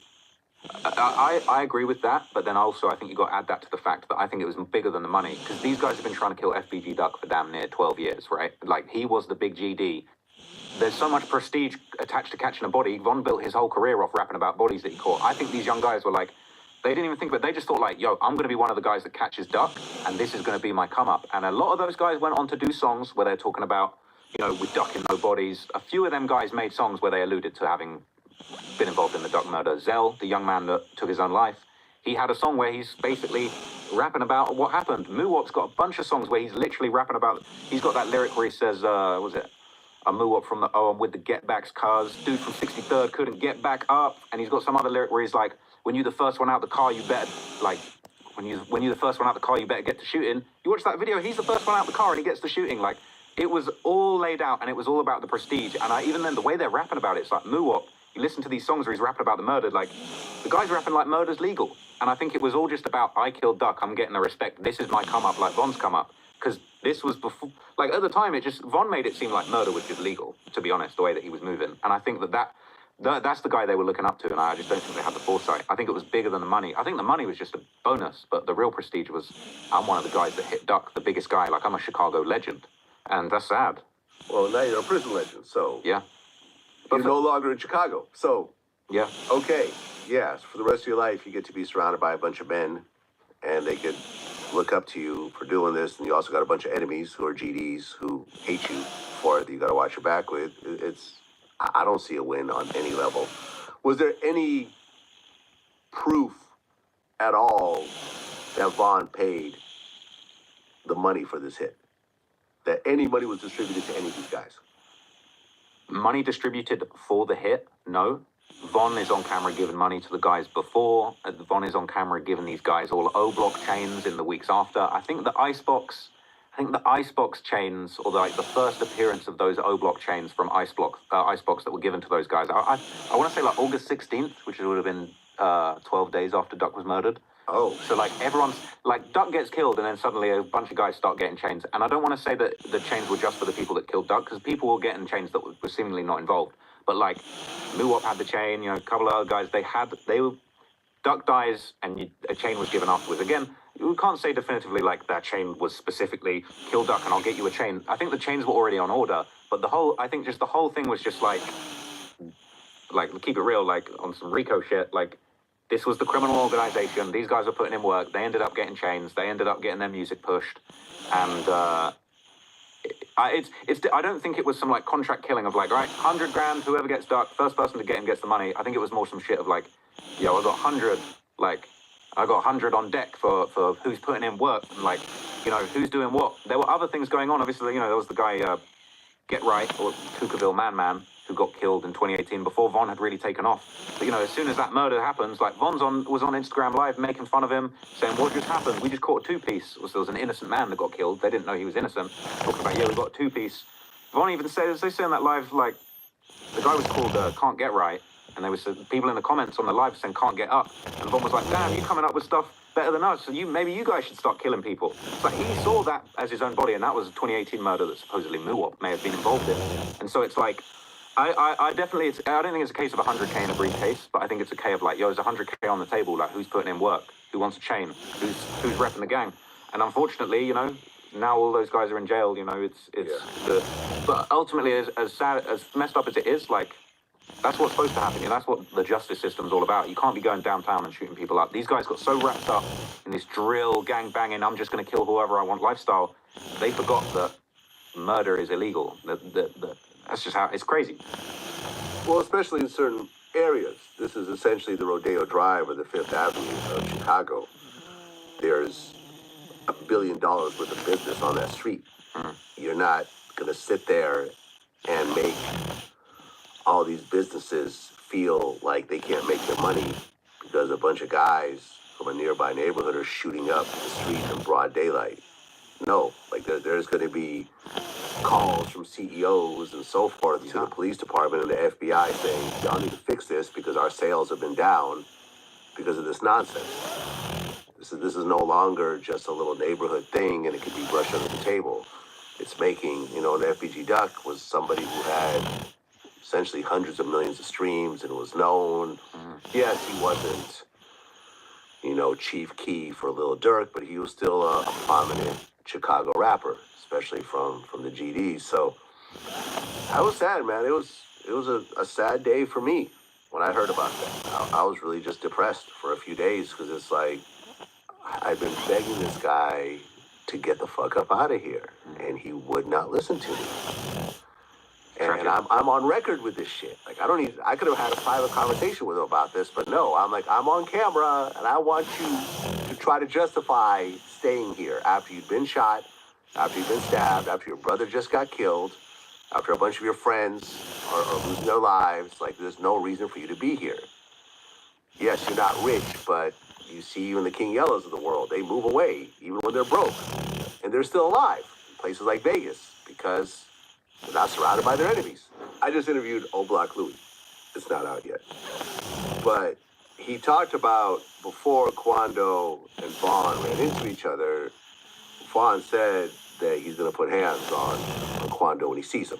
So he basically said what he's about to do. Yep. When exactly was that?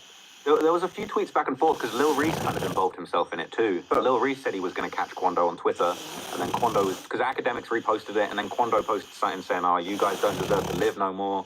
Fuck Academics." And so it was like all this stuff was going on, and this was when Quando released that tape. I think it's called Diary of a Lost Child. Did really poorly, had really low sales. I think Quando's music's fire. I feel like it was unfair that he did so badly, but Quando was down bad at that point. Everyone was clowning him. They were clowning his sales. Academics was roasting him. Reese was tweeting that he was going to catch him. I can't remember. I don't think Vaughn tweeted at Quando, "I'm going to catch you," but Quando, Vaughn was tweeting stuff like, you know, when I see you, like, ain't going to be no talking. It's just going to be fighting or stuff like that. But it wasn't. Obatu basically confirmed it. Yeah, but the funny thing about that, he said that what happened that night, Vaughn said he was going to do. Exactly, but you know what is even more crazy about that? And this is something a lot of people missed, and this is in my video about Lil Tim and that whole thing that went on. When that was going on, if you go back and look at Lil Tim's old tweets, he's tweeting, "These guys from Chicago better chill out on Quando." He's with a bullet hole emoji. You know, that tweet's there. That was September 2020. So we're talking like 2 months before Von got killed. They're going back and forth. Reese is saying he's going to put hands on Quando.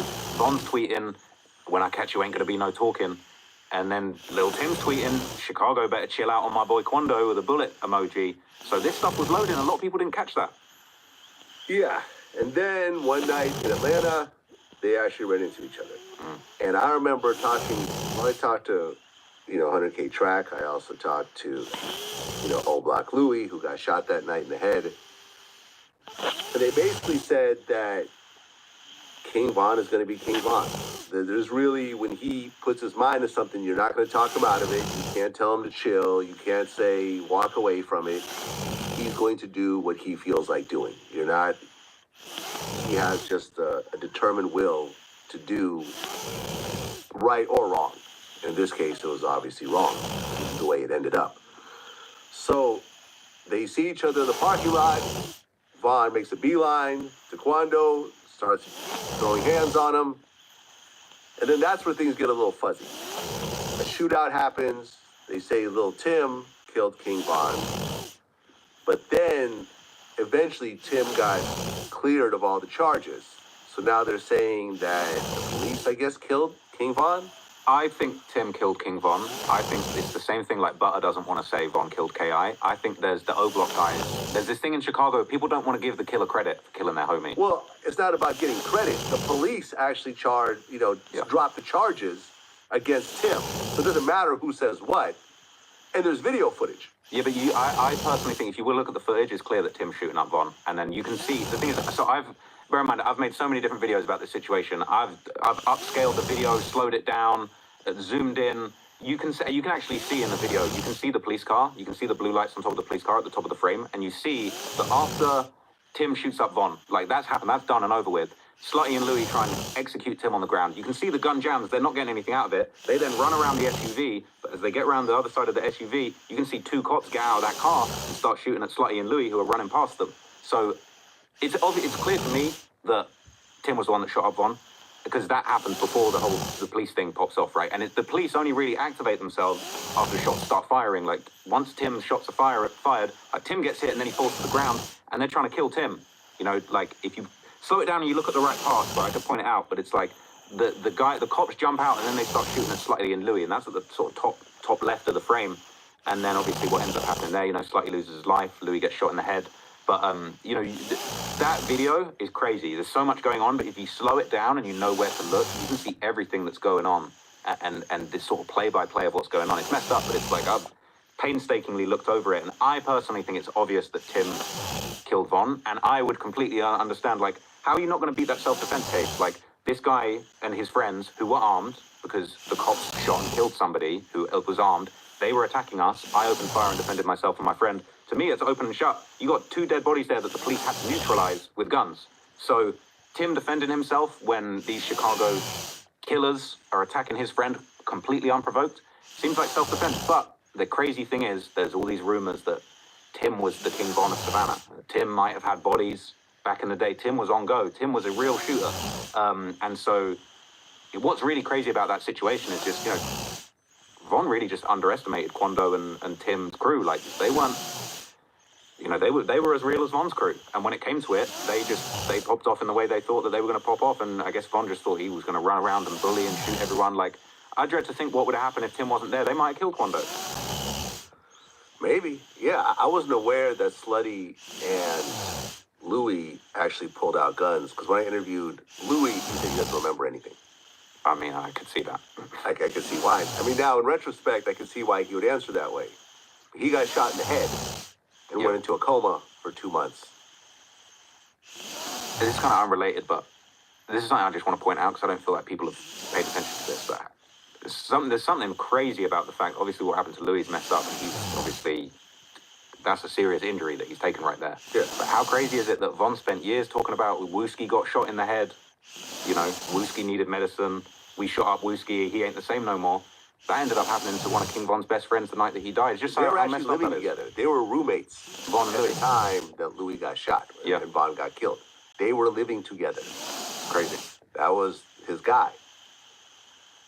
So Slutty gets killed by the police. Louis gets shot in the head, goes into a coma. Von gets killed, allegedly by Tim, even though they dropped the charges. Tim gets shot and gets shitbagged, I think. The video you see Quando, is he trying to get Tim to the hospital, or? Yeah. Yeah. So it's a... And Bezu said, we saw you at the hospital and we're going to kill you, but you were recording. You know, that was going around as well. Because obviously Bezu and Von's crew, they ended up at the same hospital. You know, there was a story that they were about to have another shootout at the hospital, and Quando started filming it to kind of try and stop them shooting. You know, that's a crazy... Imagine that, you know, they get to the hospital with their injured mans, and then it all pops up again. It's actually, you know, excuse the pun, but it's a crazy story. Like, what... It's one of the craziest hip-hop stories. I always try and say this to people. It's like, this is like Tupac versus Biggie times 10, what was going on with these guys. Yeah, 100K track, the manager gets shot in the leg. Crazy. It's just an awful situation. Yeah. It's an absolutely awful situation. And then the aftermath is crazy. Asian Doll starts making up stories saying that Von texted her saying that they let me get killed. And then later on, oh no, that was a dream. Hey, listen, the thing with her, right, she's wilding out, but also, like, it's got to be super traumatic, you know, losing your boyfriend, losing your ex in that sort of way. This stuff was so public, you know. She said a lot of crazy stuff, but she must have been going through a lot. So, yeah, I got a lot of sympathy for her. Yeah. So, you go and drop your documentary, and people get very upset over it. I mean, Asian Doll is one of the people. Yeah. And it's funny because sometimes she's like, oh, Von wasn't a killer, and then sometimes people are like, oh, you dated a killer, and she like it and laugh. And She tweeted, I only date guys with bodies, and Lil Tim was retweeting talking about, come talk to me then. It's like, wild. Wow. How are you going to walk around? Yeah. This is the thing. It's like, how are you going to walk around giving out that energy? Because she was even, I swear, wasn't she spotted with top 5? You know, the guy from Canada with the bodies? She's a train wreck. She showed up to one of my interviews when I wasn't even there and cussed out the interviewer and then stormed out. Like, That sounds like something she did. yeah, something about she would do. It's whatever. I don't care. But a lot of people were upset over this documentary. I remember Boosie, when I interviewed him, he said he tried to watch it and just turn it off and said, you know, these YouTubers really don't know what the hell's going on and so forth. He was actually supposed to be at that event that night. Wow. They invited him, but he decided just to stay home. Because remember, he lives in Atlanta. Hey, Boosie's known to catch a stray, so it wasn't good for him to be there then. Unfortunately, It's messed up, man. that's a very sad situation. No, it's true. So yeah, I mean, Boosie could have gotten shot randomly as well. So No, I never knew that. That's crazy. Yeah, no, we talked about that. I mean, he's in the mix out there. Yeah. Well, he got caught up in the whole Mo3 thing. That's another Exactly. thing I've looked into a lot, you know. So, but a lot of people were upset. And like you said in the beginning, they started taking your documentary down. They started copyright striking it and everything else like that. And I remember there was this whole, it's up, no, it's down, no, it's back up, no, it's back down. Like, how many times did it get taken down? I think it was twice. It was up, down, and it was Easter weekend, so as well, I was trying to get some support from YouTube, and just no one was answering me, so it was tired. It ruined my Easter. But you know, I really believe in the content, and you know, I really did a lot of research on that project. I know a lot of, this is the thing, this is why it really irks me when so many people hated on it without watching it. Like the amount of, you know, Boosie is an example, it's like the amount of people that are like, oh, it's trash, it's a bunch of cap. Did you watch it? No. It's like, oh, come on, man, like, I put a lot of effort into that. And it's people like I'm out here just trying to, like, harvest views and money off of what's going on. It's like, bro, I really sat down for, like, 2-3 months and actually researched this, read every tweet, listened to every lyric, like, I went to town trying to put this thing together, and it kind of was like, I'm really just trying to do a deep investigation into what I think is, like, the most important hip-hop story going on at the time. And it kind of, like, I don't know, I was kind of hurt by it. It was just, like, people not giving it a chance. But at the same time, like, that's the game. People are going to hate. People are not going to like what you do. People are not going to agree with what you say. But as a journalist, I went wholeheartedly into that project, just trying to lay out the facts the best way I could. And, you know, it was a project I truly believed in. And, you know, unfortunately, a lot of people did like the documentary. It's been my most successful project. And, you know, I'm proud of what I put out there. And I wasn't trying to offend anybody, but that was just the conclusion of my research. I looked at all the evidence, and I felt like this guy's looking like a serial killer. Right. I mean, Boosie in my interview said that he feels you're going to get people hurt by putting this out there. Was it King Von's cousin went back and forth with you? Yeah. Over it.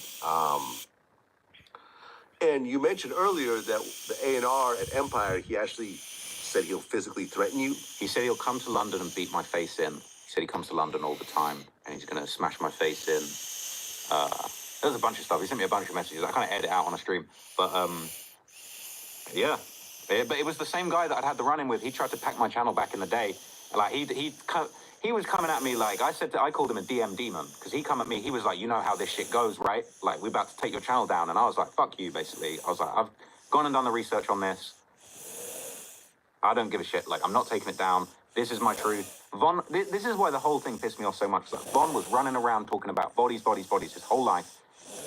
If Von didn't have all them bodies, people wouldn't have been interested. The whole thing was, like I said, it's this true crime, gangster rap. He was really what he rapped. Von's the realist. How many interviews have people done with it? Like, yeah, like Dirk's, Von's the realist. Von's got a real story. He's on the Breakfast Club talking about his story. Real, he real. And then I go and do the research and prove that a bunch of stuff seemingly real. And then people want to say it's all cap and that it's false. Like, I did the work on that project. I felt as a journalist, like, I stood on everything that I put out there. And I really think, it really felt like, to me, it was just this thing of, like, King Von's people just didn't like that I was putting this jacket on him, or serial killer, but I felt that was the conclusion from what I've understood. And you know what else? I just want to say for the record, bro, ain't nothing cool about killing and murder. Like, I'm on the murder is bad side. Like, if you're on a team of, like, if murder's good or bad, if people should be allowed to kill people and get away with it and make songs about it, bro, like, I think that shit's bad for society. I love gangster rap. I love King Von's music. I'm in the gym and I'm bumping a King Von back again. I'm going hard. The music affects me in a way that I love the music and I love the art, and it's a real representation of what's going on. But at the end of the day, bro, it seems like Von was killing people, and that's bad. And I feel like, you know, not to get all Scarface, but, like, you need people like me to break it down and just say, like, look, this is how it is, and this is what... No one else is reading all the tweets. Like, I'm the guy that sat down and read all the tweets, and I'm telling you what it is. And I feel like I stand on it, and I feel like the hate was undue. But also, I feel like Balo was racking up a bit of clout off the back of it, our little back and forth. Like, I think the whole thing really made me understand, like, even Asian Doll, she was dissing me and she was on TMZ, and then she dropped a single. So it kind of almost opened my eyes to, like, everyone's trying to hate on me, but then they're also using that to kind of get some motion for what they're doing. And like, you know, I'm a journalist and I stand on what I put out there, really. Well, Van Lathan and Academics, they debated with you. Yeah, with Chicago King Dave, sorry. And I felt like that was a really good debate. I really appreciated that, because I felt like that was a great opportunity for me to really, like, speak my truth. And I think, like, I went into that debate I felt like they thought they were going to catch me out and like really put me down, and I felt like I stood on business and kind of just was like, as a journalist, I stood on what I'd said, and I think a lot of people respected that, and it came out really positive in the end. Like I felt people saw that and were like, I kind of see where you're coming from. You're just trying to like lay out what happened, and I really appreciated that opportunity, and it was a good conversation. Right. Well, you said you started to get depressed by the death threats and the hate. A lot of Chicago guys saying they were going to kill me. Obviously, Von's A&R. He ain't really a threat, but like, you know, O-Block guys saying they were going to get up with me, and you know, I get DM death threats all the time. I don't know about you, but people saying they're going to kill me all the time. Yeah, every so often. I turned off my DMs recently, but like, it was depressing. It was depressing as well, because it's like, I didn't think the Von thing was going to be that big either. Like, honestly, I know it seems like crazy to say in hindsight now, but like, the days before I was dropping that, I was thinking like, bro, are people really going to want to hear 3.5 hours of King Von? Like, this might flop. I've spent 2-3 months on this project. People might not rock with this. Fortunately, they did, but I could have gone either way. I was like, are people going to really even care that much? People really going to think much of it? And it, you know, it got out of control, and it did make me depressed, because I just felt really down about the fact that, like, as a journalist, I put my all into this project, and I felt, to be honest, like, it was my most popular thing. So realistically, in the end, it's a W, and it's like, I think it's a great summarization of like what I can do as a journalist. But it just felt tough that it just caused such an avalanche of hate and death threats that I just wasn't prepared to deal with. And it definitely got me down and affected me mentally in a way that like I wasn't expecting. You know, that's difficult. But then being a content creator, it's got its pitfalls, man. It's not always going to be a walk in the park. Yeah, I mean, I've gone through this lots of times. I mean, from interviewing No Plug about the killing of Bankroll Fresh. Me and Charlemagne had a falling out that lasted a few years over that, only for TMZ to eventually release the footage that actually showed Bankroll Fresh waving around a gun right before he got shot. And actually, you know, it said in the article that he actually shot first and they returned fire. And Charlemagne was like, yeah, my bad. You know, you were right. I mean, to interviewing Ayanna Jackson, the rape accuser, for Tupac. Just a lot of people. You know, interviewing Terrence Gangster Williams, who admitted to killing 40 people. King Von doesn't hold a candle to what Terrence has done.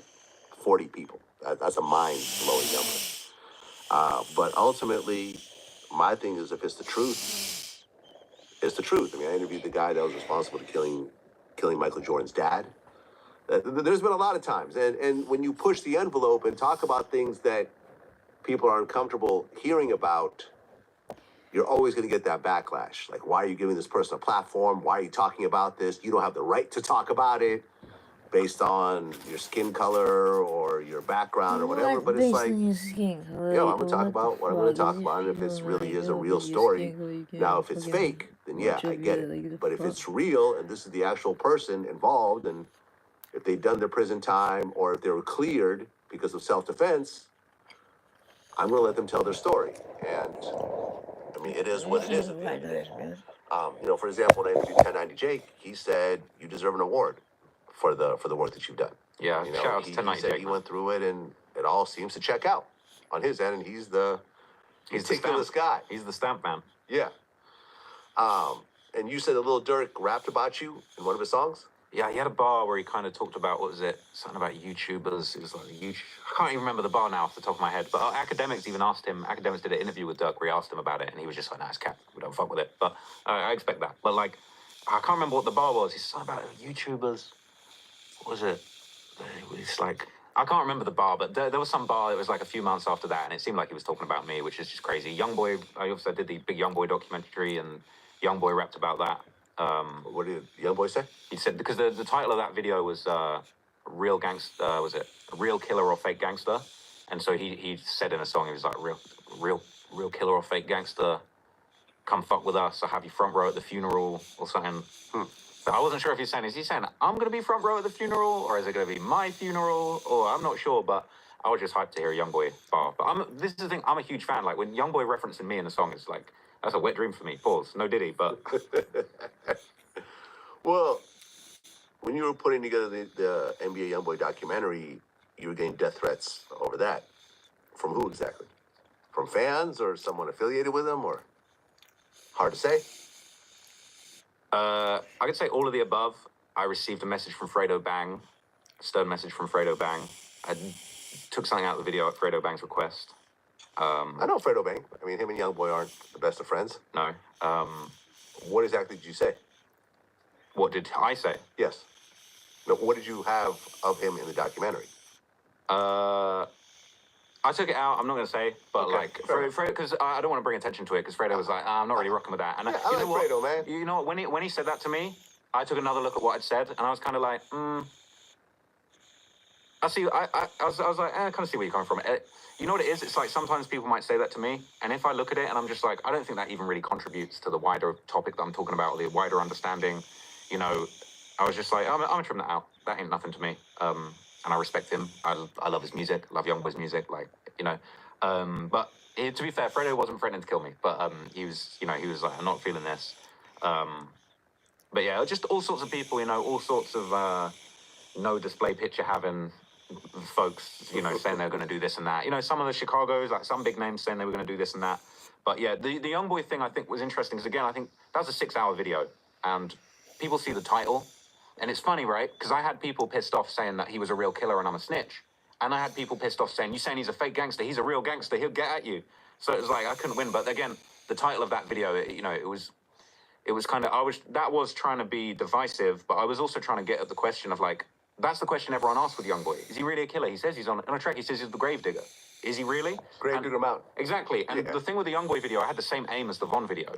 I was like, well, he says he's got songs where he's talking about 12, 13 bodies. So I said, you know what, let me do exactly the same treatment to Youngboy as I gave to Von. Let me work out, did he really do any of this stuff? And if you watch that video to the end, you'll see my conclusion is basically like, Youngboy's around that, he ain't really do that. Youngboy ain't killed anyone. Right, because I remember when he was first coming out, he had a murder charge that he was fighting. Attempted murder. Attempted murder, my bad. Okay. Which he ultimately beat. Well, he took 10 years probation in it. So okay. he got that. And that was, you know, his cousin Boozilla got killed and him and his boys were basically sliding for revenge. And they shot up a certain person's house. And that was the attempted murder charge. I think it was 2 counts of attempted murder or something. But it's like him and all the NBA guys in the car together basically going to avenge Boozilla.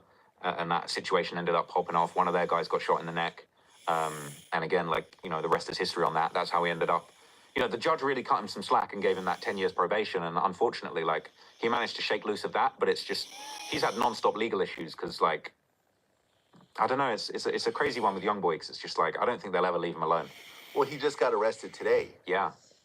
Basically, they said that while on probation, on house arrest, he was, I guess there was some drug stuff, some fraud stuff. It was his house got raided. And now I believe he's locked up again. Sounds like it, yeah. It's kind of crazy because he's been given so many chances and he continues to get himself in trouble to a certain degree. I think so, but also I think they're so hard and restrictive on him. I think it's like, you know, this guy can barely make a move without putting a foot in the wrong direction. Yeah. And unfortunately, well, fortunately, it's like, in many ways, I feel like, because they were trying to kill Youngboy non-stop. I think, what was it, 2017? And it was like, you know, allegedly lit Yoshi, and I think Seven Hardaway tried to kill him outside the Trump Hotel, ends up shooting his girlfriend, killing an innocent man. I think a child was grazed.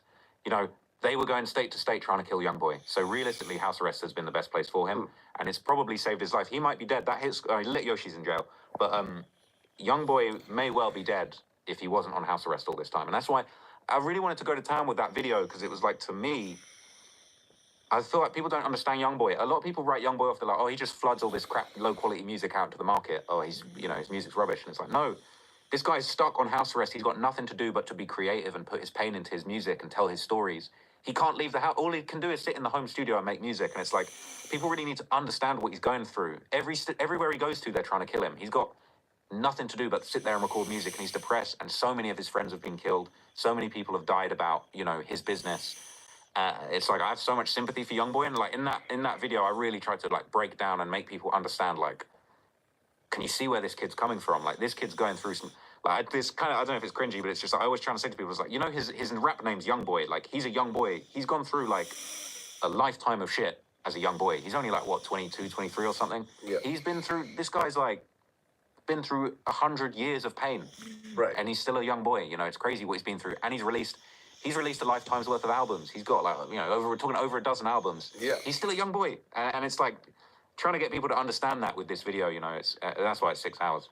Well, you recently did a Tay Savage documentary, and you said Tay's about to be what King Von was in 2019. Yeah, that's what I said, man. I feel like Tay's got that energy. You know, he's got a crazy backstory. He's beaten murder charges. You know, beat those cases. You know, was found not guilty in 2 cases, and I personally think that Tay Savage has got a lot of talent. I feel like he's shown a lot of potential. I personally feel like it's that early King Von energy, and I really like Tay's music.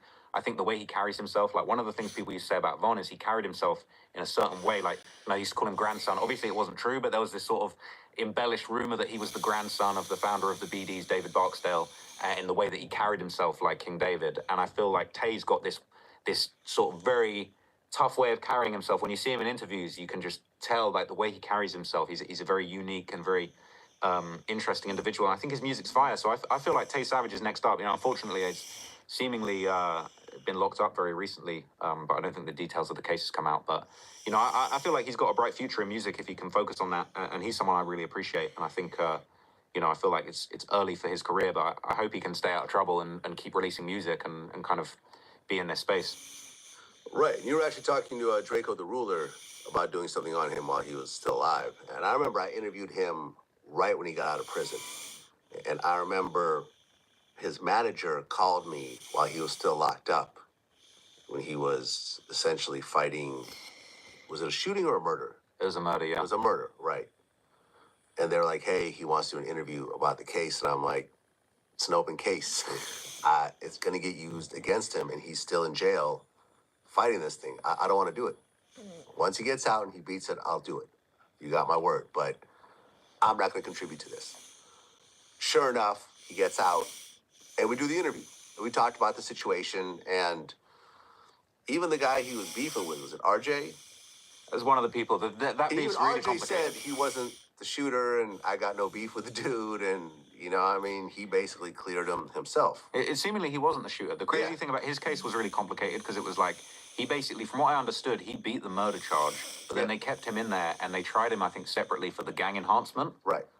Which is really unusual. The way he put it across, and to be fair, he kind of twisted it in a way it wasn't really how he said, but the way he was saying it was like, I beat murder and then they tried me again for the same crime, which they can't do. But really it was like they kind of separated the gang enhancement. He beat the murder and then they tried to get him on the gang enhancement, but he ended up beating all of it. I think that the gang enhancement charge ended up getting dropped. I think like the DA changed or something. Yeah. He ended up beating it. DA didn't get reelected and got a new DA, and then they basically was like, all right, let's just wrap this up. But keeping it real about that case, though, it seemingly he wasn't the person that killed the guy, but it was like, you know, him and his entourage are out, and one of his guys spots a guy that they'd have a problem, and this young dude, was it Kells, ends up shooting Red Bull, and Kells went down for the murder. But it's just such a shame that when Draco got out, he couldn't just leave that street stuff behind and just focus on the music. But I think he was so negatively affected by his bad experience in jail, doing so long in solitary, that I think he was just consumed by this beef. And again, how that played out was really unfortunate. I was such a fan of him, man. Yeah, well, he drops that song Ingleweird. Yeah. Which almost reminds me of Dead Bitches in a way. I mean, Inglewood's a large area, man. I used to stay out there.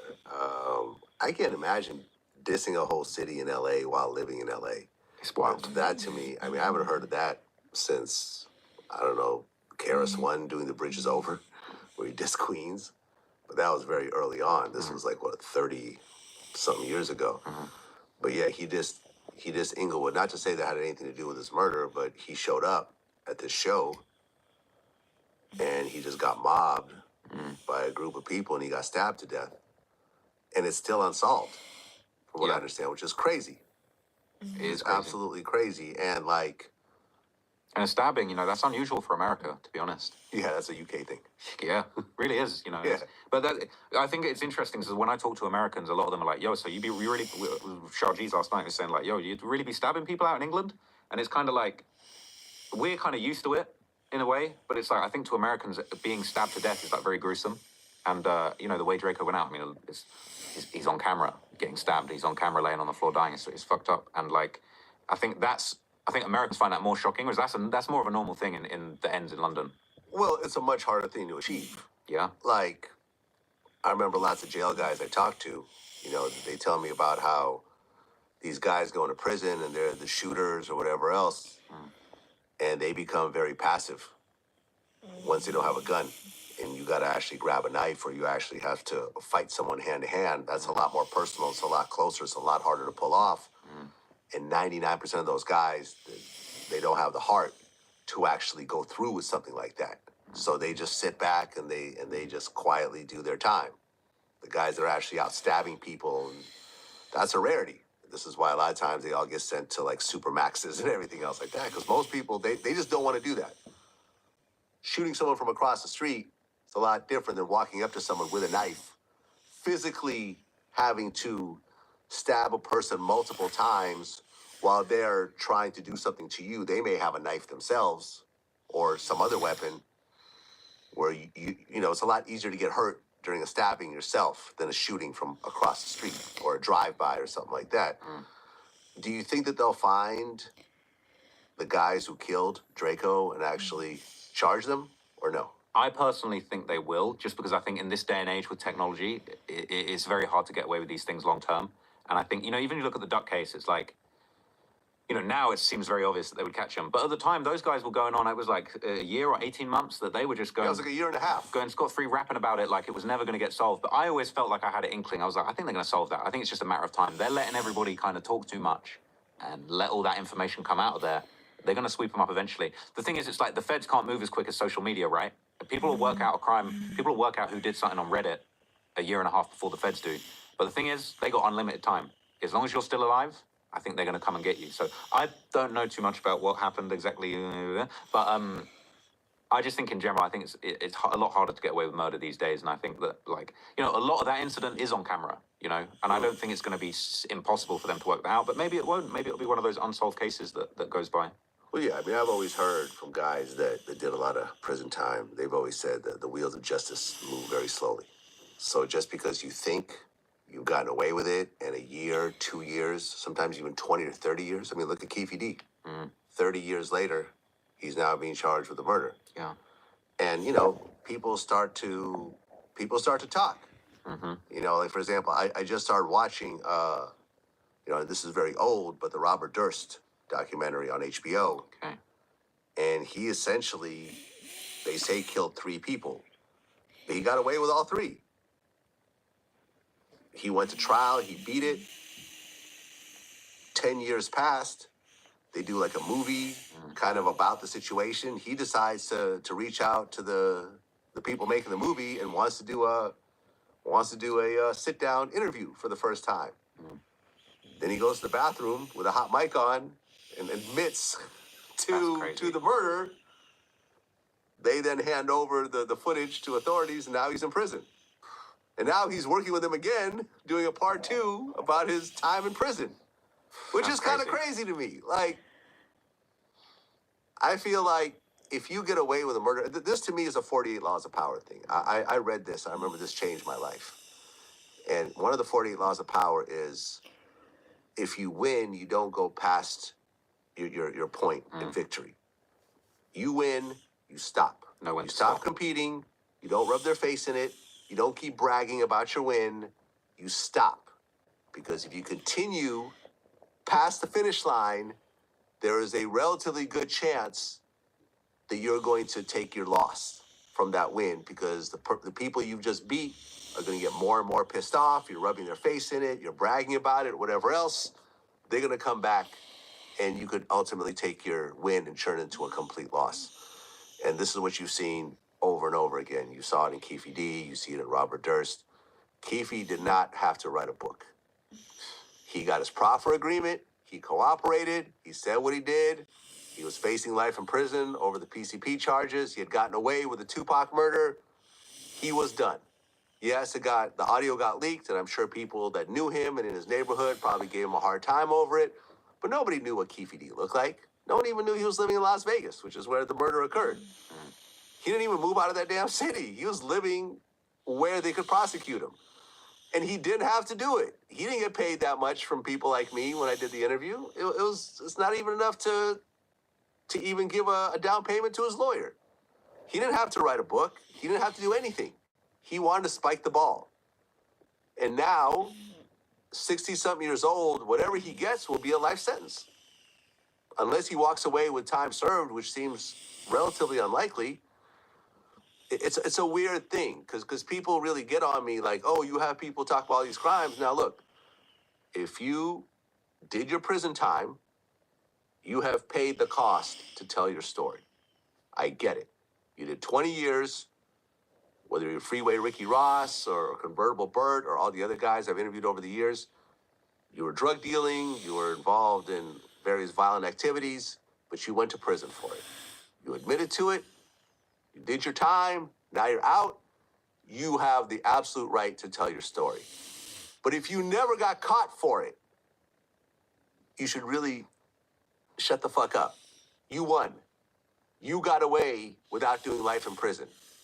You got away with it. Hold that. Look at OJ.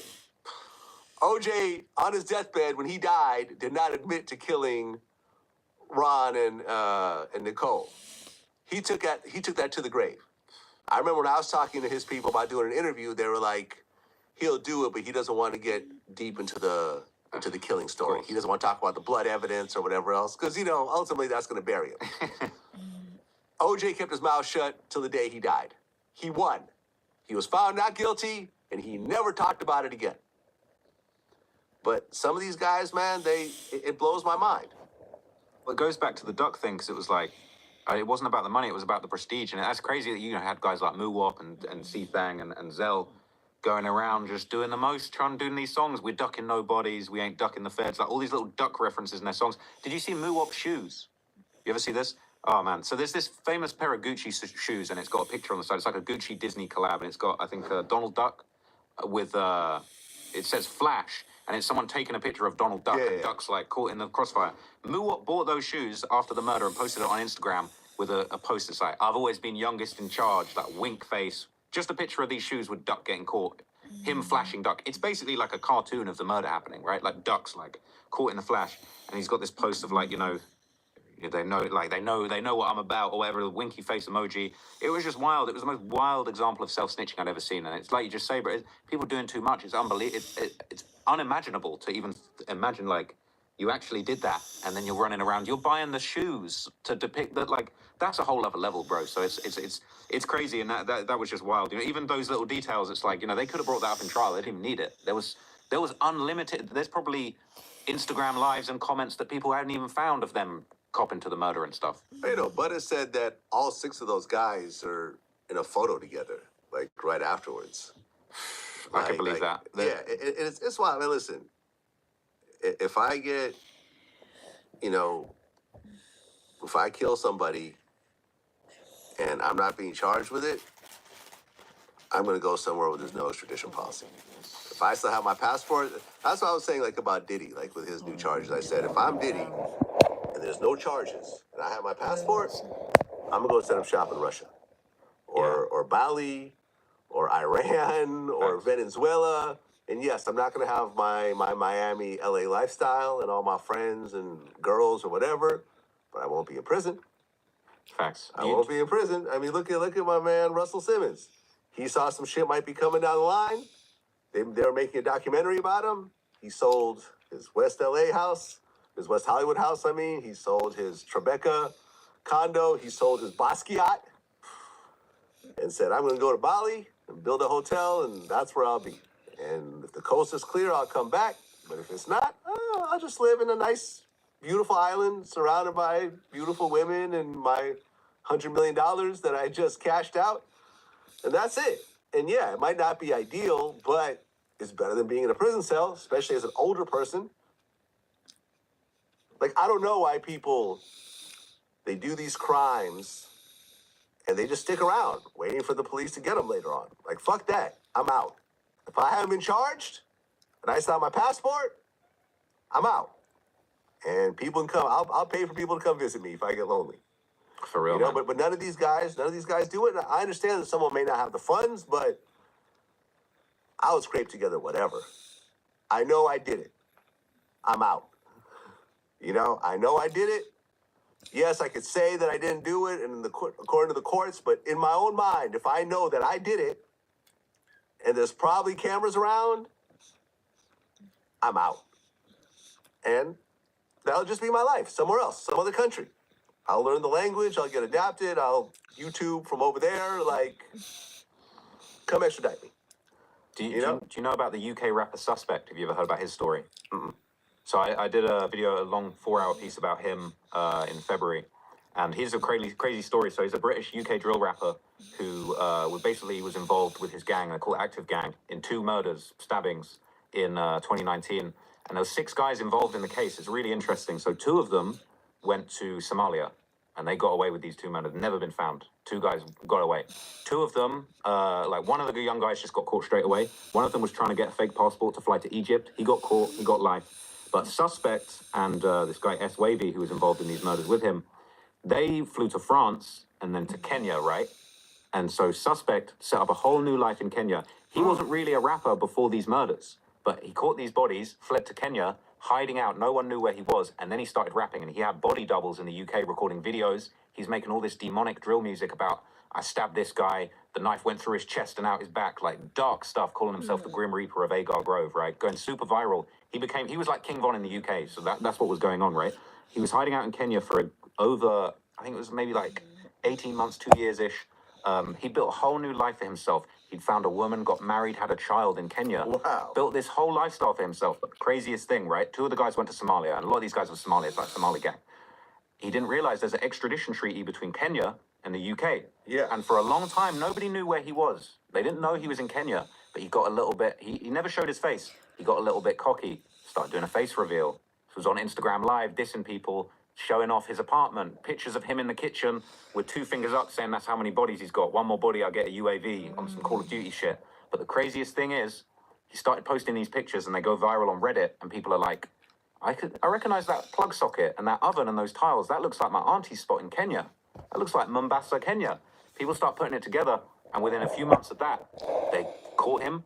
The DCI Kenya got hold of him, extradited him back to the UK, got, I think, 24 years in jail. But 2 of them went to Somalia, never been seen again. But he got cocky, went to Kenya, didn't even realize he could get extradited. But that's, like you're saying, some people got the foresight to get the hell out. Some people don't leave. Some people, they just go where they feel like it, and they think they're never going to get caught. But that's a crazy story. You know, if you're ever interested in some UK kind of history, like, he was like the Von of the UK for a minute. But it's a mad story.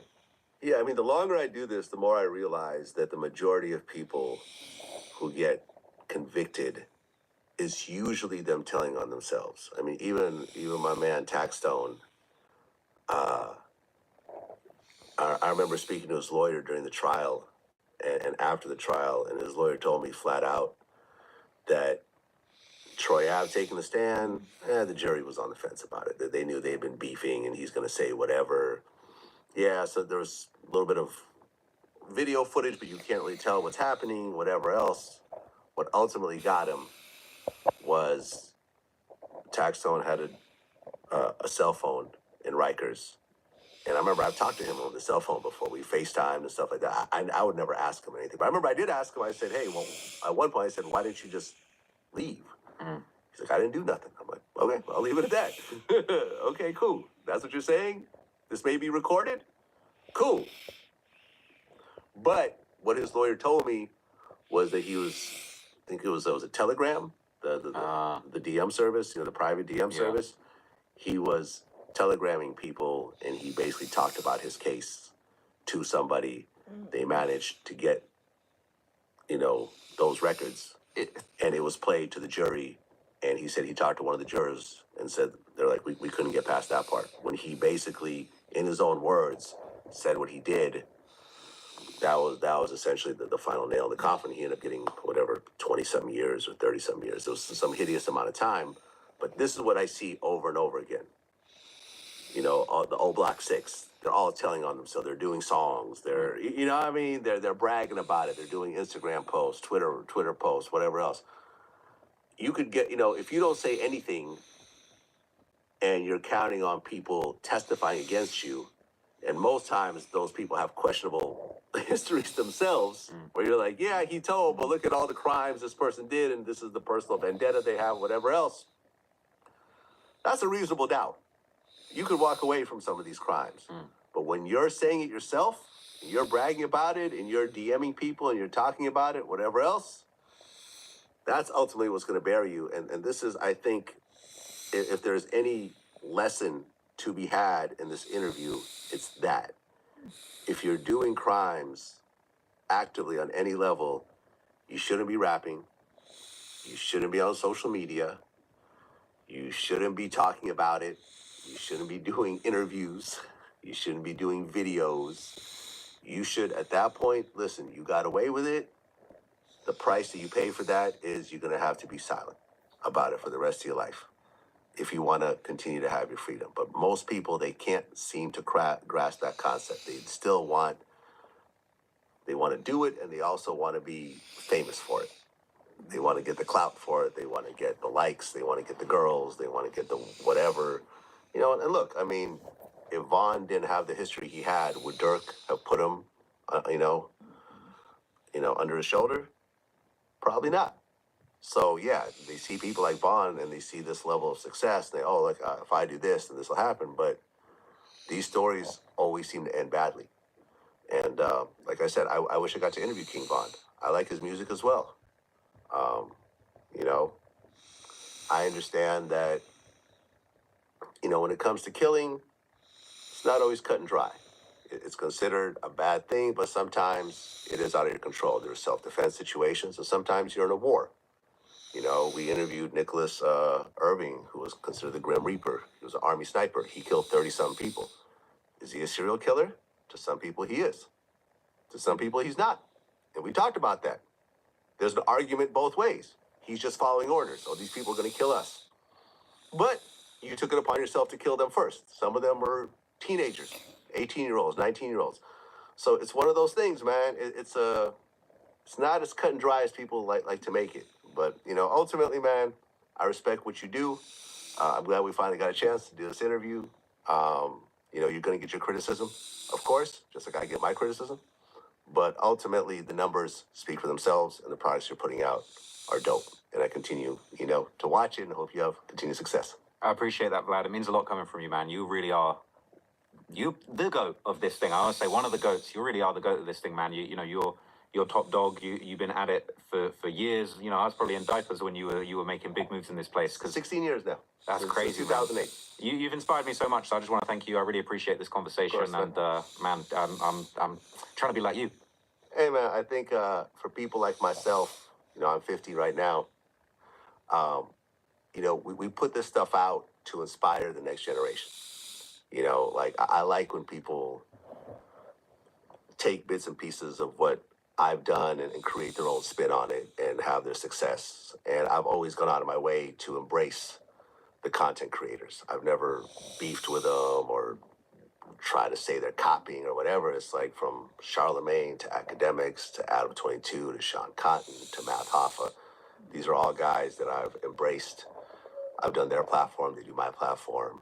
I support what they do. We have conversations. We share business advice. We put each other up on connections and so forth. And I always feel like, and I always have people that beef with me in the media space. I always think it's dumb. I feel like we all do better when we work together and we share resources, because ultimately there's enough eyeballs to go around for all of us to be successful.